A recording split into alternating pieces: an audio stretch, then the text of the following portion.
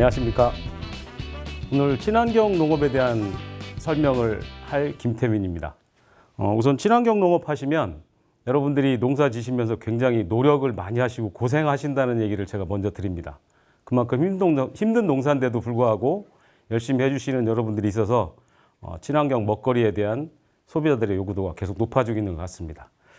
우선은 제가 친환경 농업에 대해서 오늘 크게 4가지로 분류를 해서 말씀드릴 건데요. 첫 번째는 친환경 토양에 대한 관리 부분, 그 다음에 비료에 대한 부분, 그리고 병에 대한 부분, 벌레에 대한 부분까지 4가지로 크게 나눌 겁니다. 그래서 우선 그 관련된 내용들을 설명을 드릴 건데요. 첫 번째는 토양에 대한 부분을 설명을 드리도록 하겠습니다. 여러분들 혹시 포도나무에서 한 나무에 몇 송이 정도의 포도가 달리는지 혹시 아시는 분 있으신가요? 여러분들 대부분 제가 여쭤보면 현장에서는 뭐 10송이, 20송이, 30송이 얘기를 하시는데요.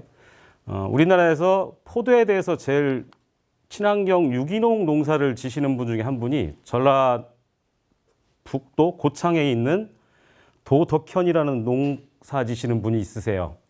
이분이 여기 보시면 동그란 하우스가 약 360평 정도 되는 하우스예요.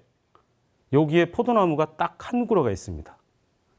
그래서 이분이 농사를 지어서 판매를 하시는데 가격이 뭐 상당히 여유 있죠.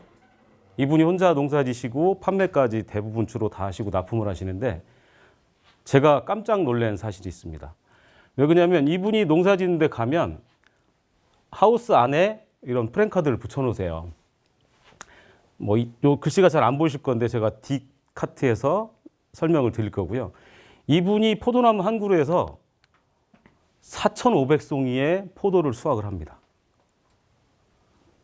이분을 아시는 분들도 상당히 많이 있으세요. 혹시 제가 말씀드리는 게 궁금하시거나 의문이 가시는 분은 도덕현이라는 분을 한번 검색을 해보시면 정확한 자료가 나오실 겁니다. 이분 하우스에 가면 하우스 한 동에 이렇게 포도나무 딱 하나가 있습니다. 여기에 달리는 포도송이가 약 4,500송이가 달리고요. 현재 한국 기네스에 등재가 돼 있는 농가입니다. 아까 이분 하우스 들어갔을 때 프랜카드가 붙여 있었는데 이분의 하우스 들어갔을 때 프랜카드 내용이 상농은 토양을 가꾸고 하농은 열매만 가꾼다예요. 제가 놀랐던 게 이분은 농사 짓는 데 들어가는 총 비용의 70% 정도가 땅에 투자가 됩니다. 그만큼 땅에 대해서 중요시하고 노력을 많이 하세요. 이분이 탄소순환 농법이라는 농법을 이용해서 농사를 지시는데요. 제가 알기로는 병이나 벌레하고 그렇게 친하지가 않아요. 그만큼 토양의 관리를 잘 하시다 보니까 그 뒤에 나오는 문제들이 거의 없이 농사가 되고 있습니다. 그래서 이분을 제가 존경하고 좋아하는 이유는 딱 하나입니다. 토양을 가꿀 줄 안다는 거예요. 그래서 이분을 제가 제일 먼저 앞에 설명을 드린 이유는 토양을 잘 가꾸면 그만큼 농사가 쉬워진다는 얘기를 먼저 드리고 시작을 하는 겁니다. 일반적으로 흙이라고 하는, 토양이라고 하는 거는 이렇게 흙 표면과 땅 속에서 싹이 올라온다라는 글씨가 흙토자입니다. 그만큼 생명을 중요시하는 게 흙이고요. 그 흙이 좋아야지만 좋은 농산물을 생산할 수 있다는 게 기본입니다. 그래서 요 흙토자를 기준으로 해서 한번 흙에 대해서 설명을 드리도록 하겠습니다. 이 분석 자료는 농사를 짓는 땅이 아닌 여러분들이 사시고 있는 집 근처든 아니면 농사 짓는 땅이든 모든 토양을 다 합쳐서 분석을 한 거예요. 분석을 했을 때 기본적으로 공기가 약 25%, 수분이 25%, 무기물이 45%, 그 다음에가 유기물이 약 5% 정도가 있습니다. 유기물 그러면 뭐 5% 별거 아니네? 라고 할 수도 있는데요. 이 유기물은 농사를 지시는 데 있어서 그만큼 중요하기 때문에 제가 화살표를 표시를 한 겁니다. 자, 혹시 토양 분석을 해보신 분들이 있으실 거예요. 대부분 친환경 하시는 분들이 해당 지역의 농업기술센터를 통해서 토양 분석을 하셨을 건데요. 우선 토양 분석을 하시면 다들 성적서를 받아보셨겠지만 1번이 토양 산도가 나오고 2번이 유기물이 나옵니다. 제가 그 자료를 한번 보여드릴 건데요. 요거는 밭의 토양을 분석해서 처방서를 받으셨던 자료입니다. 요거는 경기도에 있는 김포시 농업기술센터에서 받으신 거고요. 이렇게 하면은 잘 안 보이시죠? 이제 크게 확대를 해보면 첫 번째가 토양 pH 산도가 나옵니다. 그 다음에 유기물 그리고 비료 성분들이 나와요. 마지막에 전기전도가 나오는데 여러분들 농사 지실 때 토양 산도를 제대로 못 맞추시면 고생하셨던 분들이 있으실 거예요. 이유가 뭘까요? 그 고생하셨던 이유는 뭐냐면 토양 산도가 안 맞으면 여러 가지 문제들이 생깁니다. 비료의 흡수 부분도 있고 작물의 생육 부분도 있어요. 그런 부분 때문에 토양 산도가 제일 먼저 나와 있고 두 번째가 유기물입니다. 유기물은 아까 제가 앞에서 말씀드렸다시피 토양 중에 약 5% 정도를 차지하는 물질인데 그 물질에 의해서 얼만큼 농사에 영향을 주는지에 대한 게 자료가 나와 있습니다. 그걸 다시 한번 설명을 드리도록 하겠습니다. 토양 산도는 뭐 여러분들 사진에 보시는 거 많이 보셨을 거예요. 예전에 저는 이제 국민학교를 나왔으니까 국민학교 다닐 때 리트머스 시험지라고 해서 시험을 했던 그런 사진입니다. 요거는 뭐 굳이 비싼 토양 pH를 측정하는 기계가 없어도 간단하게 문방구나 아니면 온라인상에서 구매할 수 있는 저렴한 제품입니다. 그래서 이런 걸 이용하시면 내가 농사짓는 땅의 산도가 어떻구나 아니면 이걸 어떻게 바꿔야 되는구나라는 판단할 수 있는 제일 첫 번째 기준이 되기 때문에 이 자료를 보여드린 거예요. 그래서 이것도 활용하시면 상당히 도움이 되실 걸로 생각을 합니다. 그 다음에는 토양 산도에 따라서 비료 성분들이 얼마만큼 흡수가 잘 되느냐 안 되느냐에 대한 자료입니다. 대부분이 보시면 토양 산도가 중성일 때 비료들이 흡수가 다 잘 됩니다. 근데 산성 토양으로 갔을 때 잘 되는 게 있고 안 되는 것들이 있어요. 이거는 토양 pH에 따라서 비료 흡수 자체가 왔다 갔다 하는 거예요. 그리고 알칼리성으로 갔을 때도 흡수 자체가 바뀝니다. 그래서 각 원소별로 쭉 설명은 드려놨는데 이런 자료는 제가 뭐 다 설명드리기는 그렇지만 일반적으로 토양 산도가 낮을 때는 망간이나 붕소나 구리나 아연 같은 것들이 흡수가 더 잘 되는 형태를 보이고 있어요. 그 다음에 알칼리성으로 갔을 때 흡수가 잘 되는 것들은 이런 부분들이 흡수가 잘 됩니다. 그래서 질소라든가 칼리라든가 황이나 올리브덴 같은 경우는 알칼리성 일종일 때 흡수가 또 잘 되는 그런 특징이 있는 비료들입니다. 그래서 토양 산도에 따라서 비료 흡수가 틀려진다는 걸 볼 수 있는 자료이기 때문에 제가 설명을 드리는 거고요. 그 다음에는 일반적으로 필수 원소인 질소, 인산, 칼리가 토양 산도에 따라서 얼마만큼 흡수율이 나오는지를 비교 분석한 자료입니다. 일반적인 중성 토양일 때 질소, 인산, 칼리가 100% 흡수가 된다는 가정하에 토양 산도가 산성 토양으로 갈수록 퍼센테이지가 줄어드는 걸 볼 수가 있으세요. 이렇게까지 토양 pH에 따라서 비료 성분들의 흡수량이 완전히 달라지게 됩니다. 그래서 이런 것도 감안을 하셔서 토양 산도를 조정하시는 게 여러분들 농사 지시는데 비료 흡수라든가 작물 생육까지 같이 연계가 되어 있다는 것을 아시고 출발하시면 더 좋으실 것 같습니다. 요거는 제가 이따가 다른 설명을 할 때 필요한 자료라서 넣어놨는데요. 빨간색은 꼭 기억해 주세요. 빨간색은 위액입니다. pH가 1에서 3 정도 되고요. 여러분들 제가 잠깐 우스갯소리 한마디 드릴게요. 혹시 이 영상을 보시는 분들 중에 남자분들이 계실 거예요. 남자분들이 집에서 설거지를 대부분 잘 하시죠. 저 같은 경우는 안마교에서 합니다. 근데 설거지를 하실 때 장갑을 끼라는 얘기를 하려고 하는 거예요. 세제 같은 경우가 강알칼리성이다 보니까 설거지 할 때 장갑을 안 끼고 하시면 손이 틉니다. 그리고 이렇게 강알칼리성인 물질들은 관리를 잘 해주셔야 되고요. 일반적으로 농사 짓는 땅 같은 경우는 pH가 중성이 맞습니다. 약산성에서 중성이고요. 그다음에 우리가 마시는 물 같은 경우도 약산성 쪽이고요. 순수한 물이 중성입니다. 그래서 이런 기본적인 내용을 알고 계시면 좀 더 관리하시는 데 좀 편하지 않을까 싶습니다. 여기서 재밌는 거는 뭐 탄산음료 제가 얘기를 가끔 합니다. 뭐냐면 탄산음료를 애기들이 먹고 나면 충치가 생긴다는 얘기를 하는데요. 실질적으로 탄산음료를 먹으면 충치가 생기는 건 맞아요. 이유는 뭐냐면 충치균들이 요 산도에서 제일 활동을 잘 한답니다. 그래서 탄산음료를 애기들이 먹더라도 꼭 양치를 하거나 아니면 입가심을 해주면 조금 더 좋다라고 충치 관련된 치과 의사들이 하는 얘기를 제가 들은 적이 있습니다. 그래서 이런 기본적인 산도도 알고 계시면 농사에 도움이 되실 거라고 생각을 합니다. 아까 두 번째 토양 분석에서 나왔던 자료가 유기물이었어요. 유기물은 아까 토양 중에 5%밖에 없다라고 하는 물질이지만 이 유기물을 분석을 해보면 일반적인 논에서는 유기물이 3 내지 4% 정도가 있어야 이 땅은 농사가 잘 되는 비옥한 땅이다라고 얘기를 해요.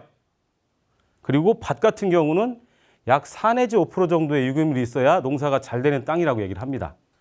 근데 실제 분석을 해보면 논 같은 경우는 약 2.2% 정도의 평균 수치밖에 안 나오고요. 밭에는 1.9%밖에 안 나옵니다. 이런 현상이 생기고 나면 그 다음에 유기물이 부족했을 때 나오는 증상들이 나와요. 첫 번째는 양분 흡수가 잘 안 됩니다. 두 번째, 병이 많이 생기고 그러다 보니까 당연히 품질이 저하가 되고 품질 저하되면 여러분들 수익이 줄어들게 됩니다. 이게 기본적인 유기물에 대한 이론이에요. 그래서 유기물을 잘 관리하시면 좀 더 쉬운 농사를 할 수가 있다라고 저는 판단을 합니다. 근데 이 유기물이라는 놈이 도대체 뭘까요? 라고 하면 이런 내용들이 있어요. 유기물은 첫 번째 토양에서 미생물의 먹이가 됩니다. 그래서 미생물이 분해를 하면서 분해하는 과정에서 여러 가지 좋은 물질들이 나오고요. 그 다음에 토양 입자를 입단화시킵니다. 일명 떼알 구조라고 얘기를 하는데요. 떼알 구조가 되면 토양 물리성이 좋아집니다. 그래서 물 빠짐도 좋아지고 공기도 잘 통하고 물을 가지고 있는 능력도 좋아지고 비료를 보관할 수 있는 공간도 좋아집니다. 이런 토양 물리성이 좋아지고요.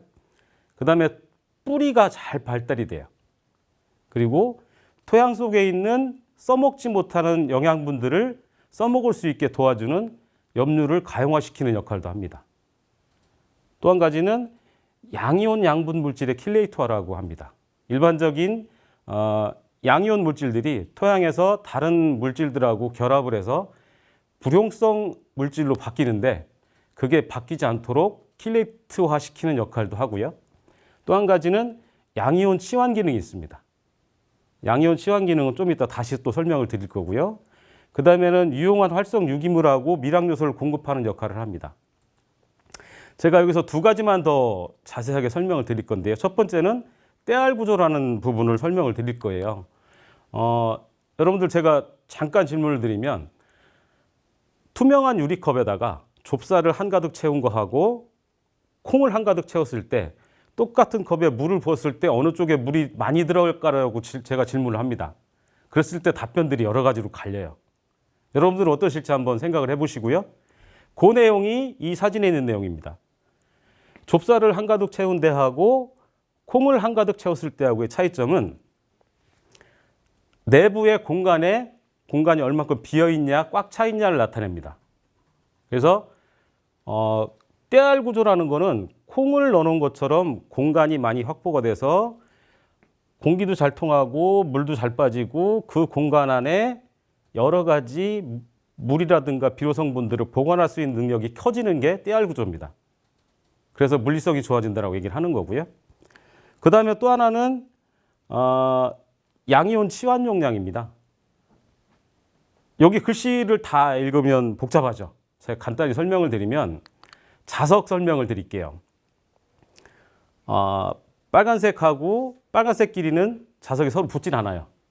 근데 빨간색, 파란색은 서로 붙이면 붙습니다. 자, 같은 이론이에요. 흙의 입자는 음이온이에요. 근데 여러 가지 비료 성분들은 전부 양이온입니다. 그래서 유기물이 많아지다 보면 흙의 힘이 세져서 양이온들을 자기 몸에 붙여놓고 뿌리가 와서 흡수할 수 있도록 많은 양분을 갖고 있는 게 양이온 치환 용량이라고 합니다. 그만큼 유기물이라는 놈이 여러 가지 비료 원소를 흙 이온 옆에 많이 붙여서 흡수가 잘 될 수 있도록 도와주는 역할을 하는 게 유기물입니다. 이런 유기물이 많아지면 간단하게 설명드린 대로 작물 생육도 좋아지고 토양 관리도 편해지고 그 다음에 병해충 관리까지도 쉽게 갈 수가 있다라고 설명을 드릴 수가 있습니다. 그래서 토양에서는 이런 산도 조절이나 유기물 공급이 상당히 중요하다고 말씀을 드릴 수가 있어요. 그래서 거기에 관련된 저희 제품을 하나를 말씀을 드리겠습니다. 맨 위에 타이틀을 보시면 유황하고 미강하고 천면하고 벤토나이트까지 들어있는 제품이라고 설명을 드립니다. 그 제품이 뭐냐면 이렇게 여러 가지 원료를 가지고 혼합해서 만든 제품이에요. 이 제품의 특징은 아까 말씀드린 유기물이 약 30% 정도 들어있는 미강이 들어있는 원료입니다. 그래서 미강이라는 원료는 재밌는 건 뭐냐면 유박 원료 중에서 인산 성분이 상당히 높게 나오는 원료 중에 하나예요. 그래서 그 미강 성분이 들어있는 제품이 이런 땅지기라는 제품입니다. 요거는 저희가 지금은 이제 공시라는 제도로 바뀌었지만 품질 인증을 받았던 제품이고요. 제품 증수 효과가 상당히 뛰어나게 나왔던 제품 중에 하나인데 이 제품의 특징은 펠렛 형태로 되어 있고요. 유황이 20%, 고령토 20%, 온모 30%, 쌀겨가 30%가 들어있습니다. 그리고 유황 성분이 19% 이상 들어있고 인산도 1%가 보강되어 있는 제품이다 보니까 여러분들 유기물 관리하실 때 토양 개량하실 때 상당히 효과를 볼 수 있는 제품이라서 같이 설명을 드렸습니다. 그 다음은 비료 부분이에요. 여러분들이 비료에 대한 이론을 여러 가지 교육을 받고 아시고 계시는데 여기 나와 있는 거는 비료 관리법에 있는 비료 공정 규격에 의해서 분류를 해놓은 겁니다. 아마 글씨가 작아서 잘 안 보이실 수도 있는데요. 여러분들 친환경 농업을 하시면서 제일 많이 쓰시는 거는 여기 있는 유기질 비료하고 부산물 비료를 제일 많이 쓰세요. 유기질 비료에 들어가는 것들이 대부분 보면 혼합 유박이나 혼합 유기질 제품들이고요.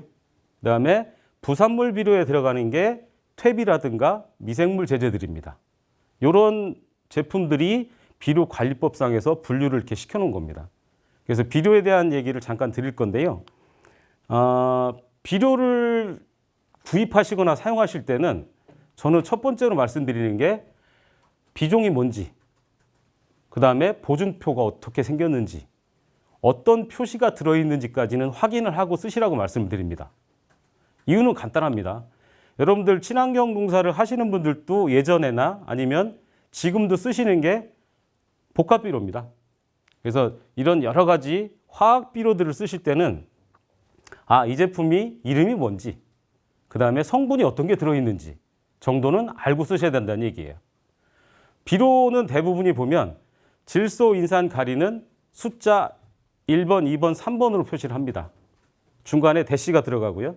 그 다음에 플러스가 붙는 것들은 질소, 인산, 가리 이외에 마그네슘부터 다른 원소들이 들어갈 때 플러스를 이용해서 표시를 하게 되어 있습니다.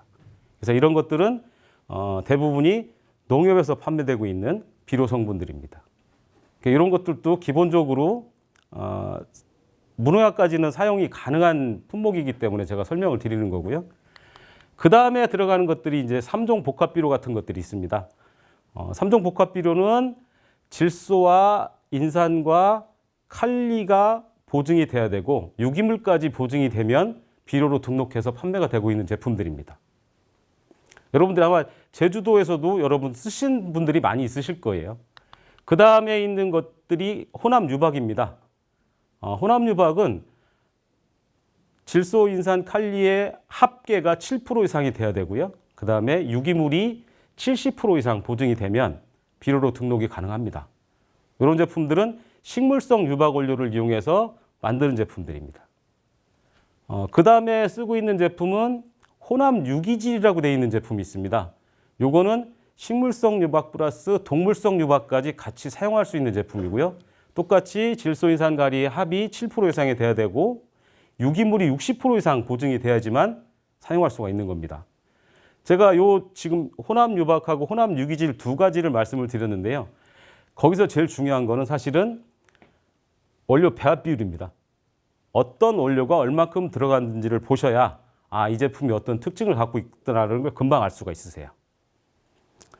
그 다음에 여러분들이 쓰시는 것들이 일반적인 영양제라고 하는 사종 복합비료입니다. 사종 복합비료는 액상 제품이 대부분이고요. 일부 가루 제품도 있지만 질소인산 가리에 두 가지 이상의 합이 10%가 넘어가야 되고요. 그 다음에 미량 요소가 두 가지가 보증이 돼야지만 비료로 등록해서 판매되는 제품이에요. 대부분이 여러분들이 영양제라고 생각해서 쓰셨던 것들이 다 이런 제품들에 들어갑니다. 그 다음에 또 쓰시는 것들이 미량요소 복합비료예요. 미량요소 복합비료는 미량요소가 두 가지만 이상 보증이 되면 등록이 돼서 판매가 됩니다. 근데 여러 가지 논란들이 있지만 여러분들이 제일 많이 쓰시는 영양제 중에 대표적인 두 번째 제품이 미량요소 복합비료입니다. 그 다음에 쓰는 제품이 액상석회입니다. 요거는 칼슘이 17% 이상 보증이 되면 비료로 등록이 되는 제품이에요. 그래서 일반적으로 석회질 비료 아니면 액상석회라고 표현을 하는데 이런 제품들은 칼슘제라고 보통 판매가 되고 있는 제품들입니다. 그 다음에 또 있는 제품이 미생물 비료입니다. 토양 미생물 제제라고 하는데요. 저는 이 제품을 쓰실 때는 꼭 기억할 게 한 가지가 있어요. 뭐냐면 보증 성분량에 미생물 이름이 들어가고요. 그 뒤에 10의 6승이라는 표시가 있습니다. 요거는 1ml에 미생물이 몇 마리가 들어있는지를 표시한 거예요. 10의 6승이면 몇 마리일까요? 숫자로 손가락 계산하시면 금방 나오시죠? 자, 10의 6승이면 100만 마리입니다. 여러분들 생각해 보세요. 10의 7승짜리면 1000만 마리예요. 1ml 안에. 그럼 10의 5승이면 10만 마리입니다. 숫자 1에 따라서 10배가 차이가 나기 때문에 미생물 제제를 사용하실 때는 꼭 10D에 나와 있는 조그만 숫자를 기억해 주시는 게 여러분들이 품질이 좋은 미생물이 많이 들어있는 제품을 사서 쓰시는 겁니다. 그래서 꼭 기억하실 게 토양 미생물 제제는 미생물 이름과 뒤에 숫자가 10의 몇 승인지를 꼭 확인하시고 쓰시는 게 정답입니다. 그리고 그 다음에 있는 게 유기농업 자재입니다. 저희 제품 중에 하나인데요. 요거는 항상 어떤 원료가 얼만큼 들어가 있는지가 표시가 돼야 되고요. 공시번호가 꼭 같이 들어가는 게 정답입니다. 여기까지 제가 비료 관련된 기본적인 종류를 설명을 드렸는데 여기서 또 한 가지 기억하셔야 될 거는 뭐냐면 유효기간이 있는 제품이 두 가지가 있습니다. 뭐냐면 첫 번째 유통기한이라고 표시되어 있는 친환경 공시자재는 유통기한이 있습니다. 그리고 또 하나는 아까 말씀드렸던 미생물 비료, 토양 미생물 제제도 유통기한이 따로 있습니다. 나머지 제품들은 유통기한을 굳이 정해져 있는 건 아닌데 법적으로 이 두 가지 제품은 법적으로 정해져 있는 거기 때문에 제품을 구입하실 때도 마찬가지, 사용하실 때도 마찬가지 유통기한을 꼭 확인하시고 제품을 구매해서 쓰시는 게 정답입니다. 그래서 이런 비료들을 사실 때 꼭 기억하실 거 비종이 어떤 건지 그 다음에 보증표를 내용 확인 한번 하셔야 되고 그리고 표시사항이 어떻게 되어 있는지까지 아셔야 비료를 잘 선택할 수 있는 기본이 되는 겁니다. 비료를 잘 쓰는 방법, 올바르게 쓰는 방법에 대한 설명을 잠깐 드릴 거예요. 첫 번째는 많이 넣지 마세요. 과비는 절대 금물입니다. 두 번째는 비료를 시기별로 양을 결정해서 하셔야 돼요. 유기질 비료를 얼만큼 넣을 건지, 화학 비료를 얼만큼 넣을 건지, 다른 비료를 언제 얼만큼 넣을 건지를 결정하시고 진행을 해주셔야 되고요. 그 다음에 비료를 종류별로 시기에 맞춰서 넣는 게 확실히 중요합니다. 제가 우스갯소리로 이 무가기념 깎는 사진을 넣어놨는데 제가 한 10년 전쯤에 제천에 있는 점잖은 어르신한테서 막걸리 한 병 사다 드리고 한 수 배운 게 있습니다. 뭐냐면 비료를 잘 쓰는 방법에 대해서 말씀을 해준다고 해서 제가 막걸리 한 병 사들고 가서 배웠는데 그분 말씀이 그거였어요. 목각인형을 잘 깎는 방법을 알면 비료를 잘 쓸 수 있다는 얘기를 하시더라고요. 그래서 그게 무슨 말씀이세요라고 여쭤봤더니 여기 지금 있는 목각인형을 깎을 때 제일 중요한 거는 눈은 작게 파고 코는 크게 만들어야 된다는 얘기를 하시더라고요. 처음에는 이해를 못했는데 나중에 보니까 눈은 파는 거잖아요. 음각이에요. 그걸 크게 파놓으면 줄일 수가 없어요. 코는 양각입니다. 코를 작게 만들면 키울 수가 없어요. 마찬가지입니다. 토양에다가도 비료를 줄 때는 한꺼번에 많이 넣었다가 꺼내기는 힘듭니다. 그래서 비료를 잘 사용하시는 방법은 처음에 시작할 때 잘 주는 거예요. 많이 넣었다가 빼려면 힘듭니다. 사람으로 따지면 사람이 밥을 한 공기만 먹어야 되는데 세 공기를 먹으면 무슨 문제가 생기면 배탈이 납니다. 똑같습니다. 작물도 마찬가지로 땅에다 비료를 한꺼번에 많이 주시면 그걸 빼내지 못하기 때문에 작물들이 문제가 생깁니다. 이게 비료를 잘 주는 방법이라고 제가 먼저 말씀을 드리겠습니다. 자, 비료의 종류에 대해서 얘기 드릴 거예요.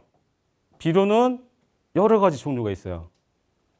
일반적으로 비료가 생육을 하려면 16가지 성분이 필요하다고 합니다. 그 이외에 다른 물질이 또 들어가죠. 자, 글씨를 좀 바꾸겠습니다. 한글로 바꾼 이유는 제가 이제 여러분들하고 현장에서 만나서 설명을 드리다 보면 알파벳으로 쓰니까 어렵다라고 해서 제가 한글로 다시 업로드한 겁니다. 여기서 보시면 가로쳐 있는 탄소, 수소, 산소는 사람이 인위적으로 주지 않아도 알아서 섭취를 하는 비료 원소입니다. 그리고 맨 위에 줄에 있는 질소나 인산이나 칼리나 칼슘이나 황이나 마그네슘은 많이 필요로 하는 원소들이에요. 사람으로 따지면 밥, 국, 찌개, 고기 아니면 여러 가지 채소 같은 평상시에 많이 먹는 물질들입니다. 그리고 두 번째 줄에 있는 철이나 아연이나 망간이나 굴이나 붕소나 물리부된 염소 같은 것들은 사람으로 따지면 비타민이라고 생각하셔도 돼요. 많이 필요하지는 않은데 부족하게 되면 장애 증상이 나오는 원소들입니다.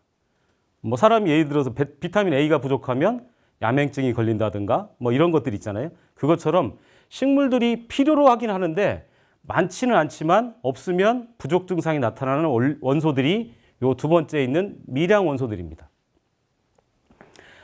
맨 위에 있는 질소, 인산, 칼리는 필수 원소라고 얘기를 합니다. 왜? 없으면 엄청 작물들이 어려워하는 물질들이에요. 그 다음에 있는 칼슘, 황, 마그네슘은 다량 원소라고 표시를 합니다. 필수 원소는 아니지만 많이 필요로 하는 원소라고 얘기를 해요. 그러니까 이 기준을 가지고 제가 설명을 드리겠습니다. 왜 그러냐면 여러분들이 농사를 지실 때 예를 들어서 친환경 농사를 지신다고 하면 유기농 인증을 받으신 농가분들은 친환경 제품을 쓰셔야 돼요. 공시되어 있는 제품을 쓰셔야 되는데 그 제품에 쉽게 접근할 수 있는 제품이 있어서 설명을 드릴 겁니다. 갤럭시라는 제품이에요. 이 제품은 특징이 뭐냐면 질소, 인산, 칼리가 9-3-4예요. 거기다가 칼슘 5에 마그네슘 2까지 들어있는 제품이 이 갤럭시라는 제품이에요. 요거는 친환경 공시가 돼 있고요. 원료는 여러 가지 원료가 다 들어가 있습니다. 그러다 보니까 복합비료, 화학비료를 못 쓰시는 유기인증 농가분들은 이 제품을 대신해서 쓰셔도 충분히 비료 효과를 기대할 수가 있는 제품입니다. 그래서 이 제품을 쓰시면 맨 위에 아까 말씀드린 필수 원소인 3가지하고 칼슘, 마그네슘인 다량 원소까지 같이 들어있는 제품이라고 설명할 수가 있습니다. 그래서 이런 제품도 이용하시면 농사 지는데 좀 더 도움이 되실 수 있을 거라고 생각이 됩니다. 그 다음에는 제가 다량 원소 중에 한 가지인 황에 대한 설명을 드리려고 해요. 여지까지 유황은 비료 성분들 중에서 상대적으로 좀 뒤처져 있던 그런 원소 중에 하나였습니다. 근데 시간이 지나면서 이 원소가 상당히 필요한 거다라는 얘기가 계속 반복이 되고 집중이 되다 보니까 요즘에는 유황에 대한 관심도가 상당히 높아졌습니다. 요 나와 있는 책은 여러분들 잘 아시는 그 제주대학교에 있는 현 교수님이 쓰신 책을 제가 인용을 했습니다. 일반적으로 여러분들이 그 동남아나 아니면 중국 쪽에 가셨을 때 음식물 섭취가 좀 힘드신 분들이 있으세요. 이유는 딱 한 가지입니다. 향이 너무 세서라는 얘기들을 대부분 하세요. 우리나라에서도 아직까지 그 고수, 향차이라고 하는 향신료를 잘 못 먹는 분들이 많으신데 동남아 쪽의 특징은 한 가지예요. 화산 폭발이 되고 나서 얼마 안 된 토양이 많다 보니까 땅 속에 유황 성분이 많이 축적이 돼 있어요. 그러다 보니까 향신료 재배가 상당히 많이 되고 잘 됩니다. 그러다 보니까 걔네들 음식에는 향신료가 상당히 많이 들어가요. 그래서 우리나라 사람들이 처음에 갔을 때 잘 못 먹는 음식들이 대부분 그쪽 지방의 음식들입니다. 이 유황이라는 놈은 제일 재밌는 건 뭐냐면 크게 역할을 하는 게 원예나 과수 쪽에서 맛이나 향이나 색을 좋게 하는 역할을 하는 게 1번입니다. 그리고 깻잎 같은 향채소에다가 유황을 썼을 때하고 안 썼을 때 차이는 향이 진해지냐 약하냐의 차이가 날 정도로 틀립니다. 그래서 저는 그 유황을 설명할 때 항상 이 말씀을 드리는 이유가 유황이라는 놈이 희한하게 맛이나 향이나 색을 좋게 하다 보니까 같이 연관되는 게 당도나 풍미나 착색이에요. 이것까지 같이 할 수 있는 비료원소가 유황이라고 설명을 드립니다. 그럼 여러분들이 이제 앞으로 농사 지실 때 유황도 많이 필요한 원소구나. 이것도 써야 되겠구나라고 생각하기가 좀 쉬우실 겁니다. 유황이 그럼 농사 지는데 얼마나 필요할까 하고 분석을 해봤어요. 그랬더니 대부분의 성분이 인산질만큼 유황 성분이 필요합니다. 근데 대부분이 유황을 잘 안 주세요. 요즘에는 비료에 들어있는 것만 좀 첨가해서 주시는 경우가 있지. 그거 이외에 별도로 유황을 많이 쓰시는 분들이 그렇게 많지가 않으세요. 근데 실제 토양에 유황 성분이 얼마가 있는지를 분석을 해보니까 논 같은 경우는 약 38%가 부족하고요. 밭 같은 경우는 66.5%가 부족합니다. 엄청 많이 부족한 거예요. 농사 짓는 땅에 많이 써야 되는 유황이 부족하면 어떤 일이 생길까요? 유황의 부족 증상이 나옵니다. 유황의 부족 증상 중에 제일 큰 거는 엽록체예요. 유황이 정상적으로 공급되어 있는 엽록체는 조직이 치밀합니다. 근데 유황이 부족한 농산물의 엽록체를 현미경으로 분석을 해보면 흐물흐물해집니다. 이 현상을 작물 잎하고 줄기를 봤을 때는 바로 차이가 나는 게 일단 색부터 틀립니다. 유황이 부족하게 되면 색이 연해져요. 일반적으로 질소가 부족해도 비슷한 증상이 나옵니다. 육안으로 확인했을 때는. 근데 생육 자체를 보면 똑같습니다. 질소가 부족한 증상하고 거의 유사한 증상이 나옵니다. 그 정도로 유황도 생육에 상당히 영향을 주는 물질 중에 하나입니다. 이런 유황을 공급할 수 있는 제품이 제가 근무하는 회사에 있습니다. 제품 이름은 다싹이고요. 이 제품은 제가 다른컨대 고품질 원조 제동 유황이라고 표현을 합니다. 유기농업자재에서 처음에 품질 인증을 받았던 제품이고요. 현재는 공시번호를 갖고 있는 제품입니다. 이 제품은 품질 인증을 받았었고요. 제품은 이렇게 생겼습니다. 유황이 20%가 들어있고요. 보조제가 들어있습니다. 이 제품 이제 여러 가지 규격에 나오는데 2kg짜리, 1kg짜리, 500g짜리, 100g짜리까지 나오는데요.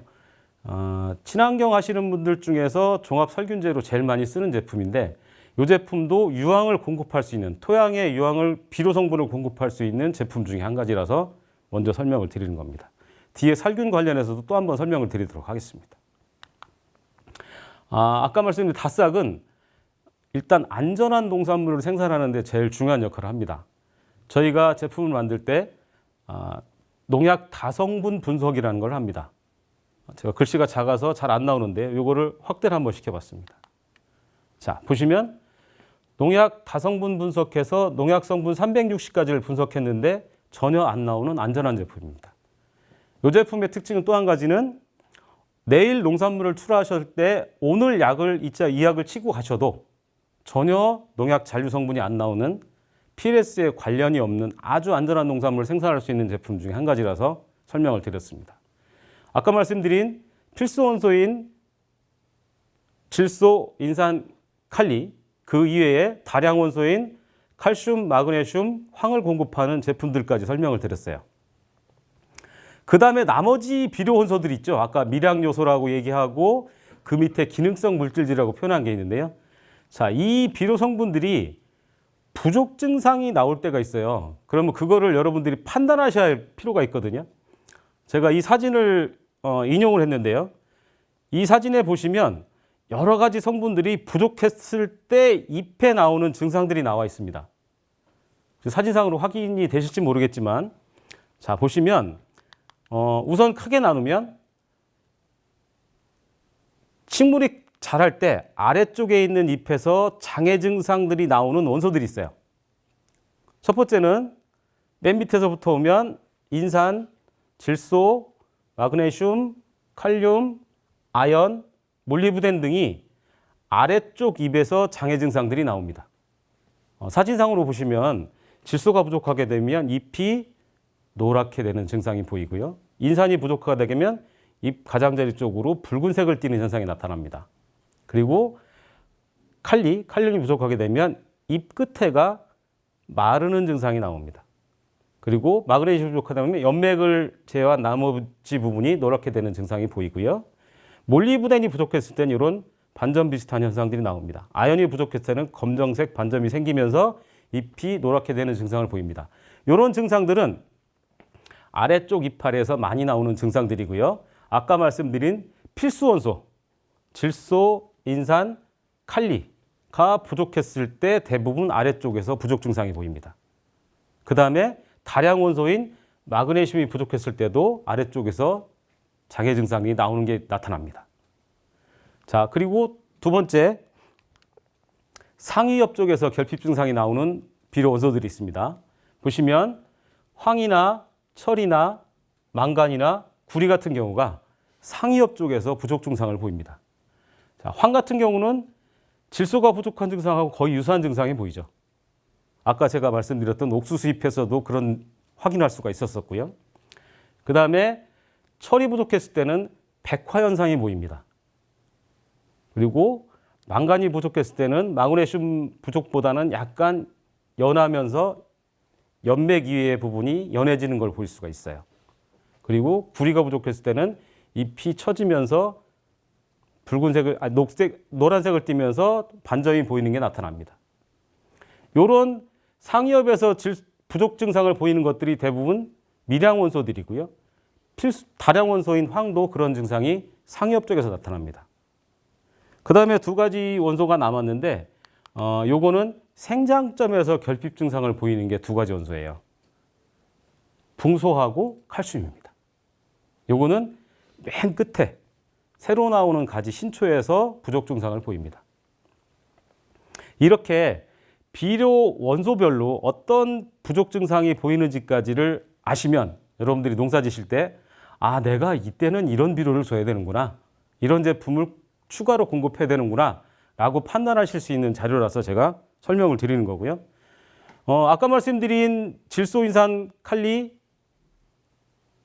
칼슘, 마그네슘, 황을 공급을 다 했어요. 나머지 미량 원소를 공급할 수 있는 친환경 제품이 뭐가 있을까요? 라고 해서 제가 설명드리는 게 저희 잘 자람 다싹이에요. 우리나라 농업기관에서 여기 보시면 국립농업과학원, 풍기인삼시험장, 전남농업기술원에서 똑같은 연구를 하신 적이 있어요.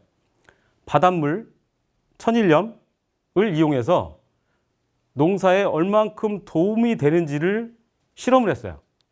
실험을 했는데 국립농업과학원에서는 이렇게 많은 작물에다가 다 실험을 한번 해봤었고요.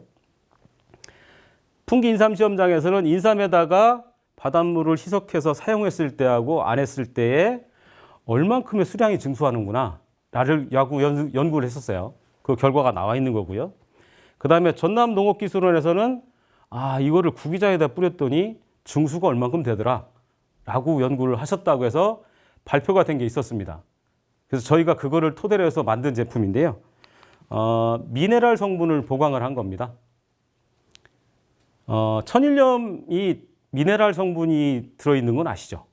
자, 미네랄 성분은 탄소나 수소나 산소나 질소를 제외한 나머지 원소가 미네랄 성분이라고 합니다. 이 미네랄 성분은 광물질의 대부분이 들어있어요. 그게 다 무기미네랄 계통입니다. 근데 이 무기미네랄 계통을 식물에 공급을 하게 되면 식물이 흡수를 하고 유기미네랄로 바뀝니다. 그거를 이제 사람들이 이용을 하시는 거죠. 그러면 몸에 좋은 미네랄 성분을 공급받을 수가 있으신 거예요. 이런 미네랄 성분을 제품에다 집어넣은 겁니다. 그래서 이 제품이 식물에 공급이 됐을 때 얼마큼 효과가 있는지에 대해서 저희가 연구를 하고 제품을 만든 겁니다. 이런 다양한 미네랄 성분이 들어있는 제품이 이 제품입니다. 이름은 잘자람 다싹이고요. 유황 성분이 5%가 들어있고 그 다음에 미네랄 성분이 약 75가지 종류가 들어있는 밀항요소, 종합 밀항요소제라고 저희가 표현을 합니다. 그래서 여러분들 농사 지시는데 화학적인 제품을 못 쓰실 경우에 밀항 원소가 부족했을 때는 쉽게 접근해서 사용할 수 있는 제품이 요 잘자람 다싹입니다. 이 제품을 이용하시면 여러분들 농사 지실 때 내가 뭔지 모르겠는데 장애 증상이 왔어. 이걸 어떻게 해결하지? 하고서 힘들었을 때 사용하시면 상당히 도움을 줄 수 있는 제품 중에 한 가지라서 설명을 드렸습니다. 친환경 영양관리제를 제가 몇 가지를 설명을 드렸어요. 지금까지 제가 토양하고 비료에 대한 말씀을 드렸는데 거기에 쓸 수 있는 여러 가지 제품들이 있었는데 그걸 한번 정리를 하고 가도록 하겠습니다. 첫 번째는 아까 말씀드린 유기물을 공급하고 토양을 개량할 수 있는 S16 땅지기라는 제품을 설명을 드렸습니다. 자, 두 번째는 갤럭시라는 제품을 설명을 드렸어요. 갤럭시라는 제품은 친환경적으로 공시가 되어 있는 질소, 인산, 칼리, 칼슘, 마그네슘까지 공급할 수 있는 기본적인 비료 제품으로 설명을 드렸고요. 그 다음에 다량 원소인 유황을 공급할 수 있는 전문적인 제품 다싹을 설명을 드렸습니다. 그 다음에 또 설명드린 거는 나머지 밀항 원소들, 부족한 밀항 원소들을 한꺼번에 공급할 수 있는 잘자람 다싹을 설명을 드렸습니다. 이렇게 해서 토양하고 비료 쪽에 쓸 수 있는 제품들에 대한 설명을 드렸는데요. 제품들을 써보신 분들도 있으실 거예요. 혹시라도 이 제품들에 대한 궁금증이 있으시다고 하면 바로 연락을 주시면 추가적인 설명을 또 드리도록 하겠습니다. 지금까지 친환경 영양관리 쪽에 설명을 드렸는데요. 여기서 잠깐 한 번 더 짚고 넘어가겠습니다. 여기 있는 품질 인증은 이전에 받았던 거를 같이 사용을 하고 있는 거고요. 현재는 공시제도로 다 바뀌었습니다. 그거는 꼭 이해해 주시기 바라겠습니다. 그 다음부터는 제가 이제 벌레 얘기를 좀 할 거예요. 자, 여기 보시면 사진이 두 개가 있죠. 나비하고 나방이 있습니다. 여러분들 딱 보시면 두 개가 뭐가 틀리는지는 혹시 아시죠? 모르시면 안 되는데. 얘네 둘이는 움직이는 시간대가 틀립니다. 뭐냐면 나비는 주로 낮에 날아다니고 나방 종류는 주로 밤에 활동을 합니다. 여러분들 여름철에 가로등 밑에 나비는 안 와도 나방은 오잖아요. 자, 이 나비와 나방의 차이점을 설명드리는 이유가 있어요. 뭐냐면 나비나 나방의 애벌레들이 농작물에 피해를 상당히 많이 줍니다. 그렇죠? 사실은 얘네들은 피해를 안 줘요. 직접적으로. 나비는 방화곤충이라고 해서 수정을 촉진시켜주는 역할을 합니다. 좋은 놈이에요. 근데 나중에 시간이 지나면 얘가 알을 낳고 알에서 깨어난 애벌레들이 막 먹죠. 잎을. 그러다 보니까 피해를 주는 거고요.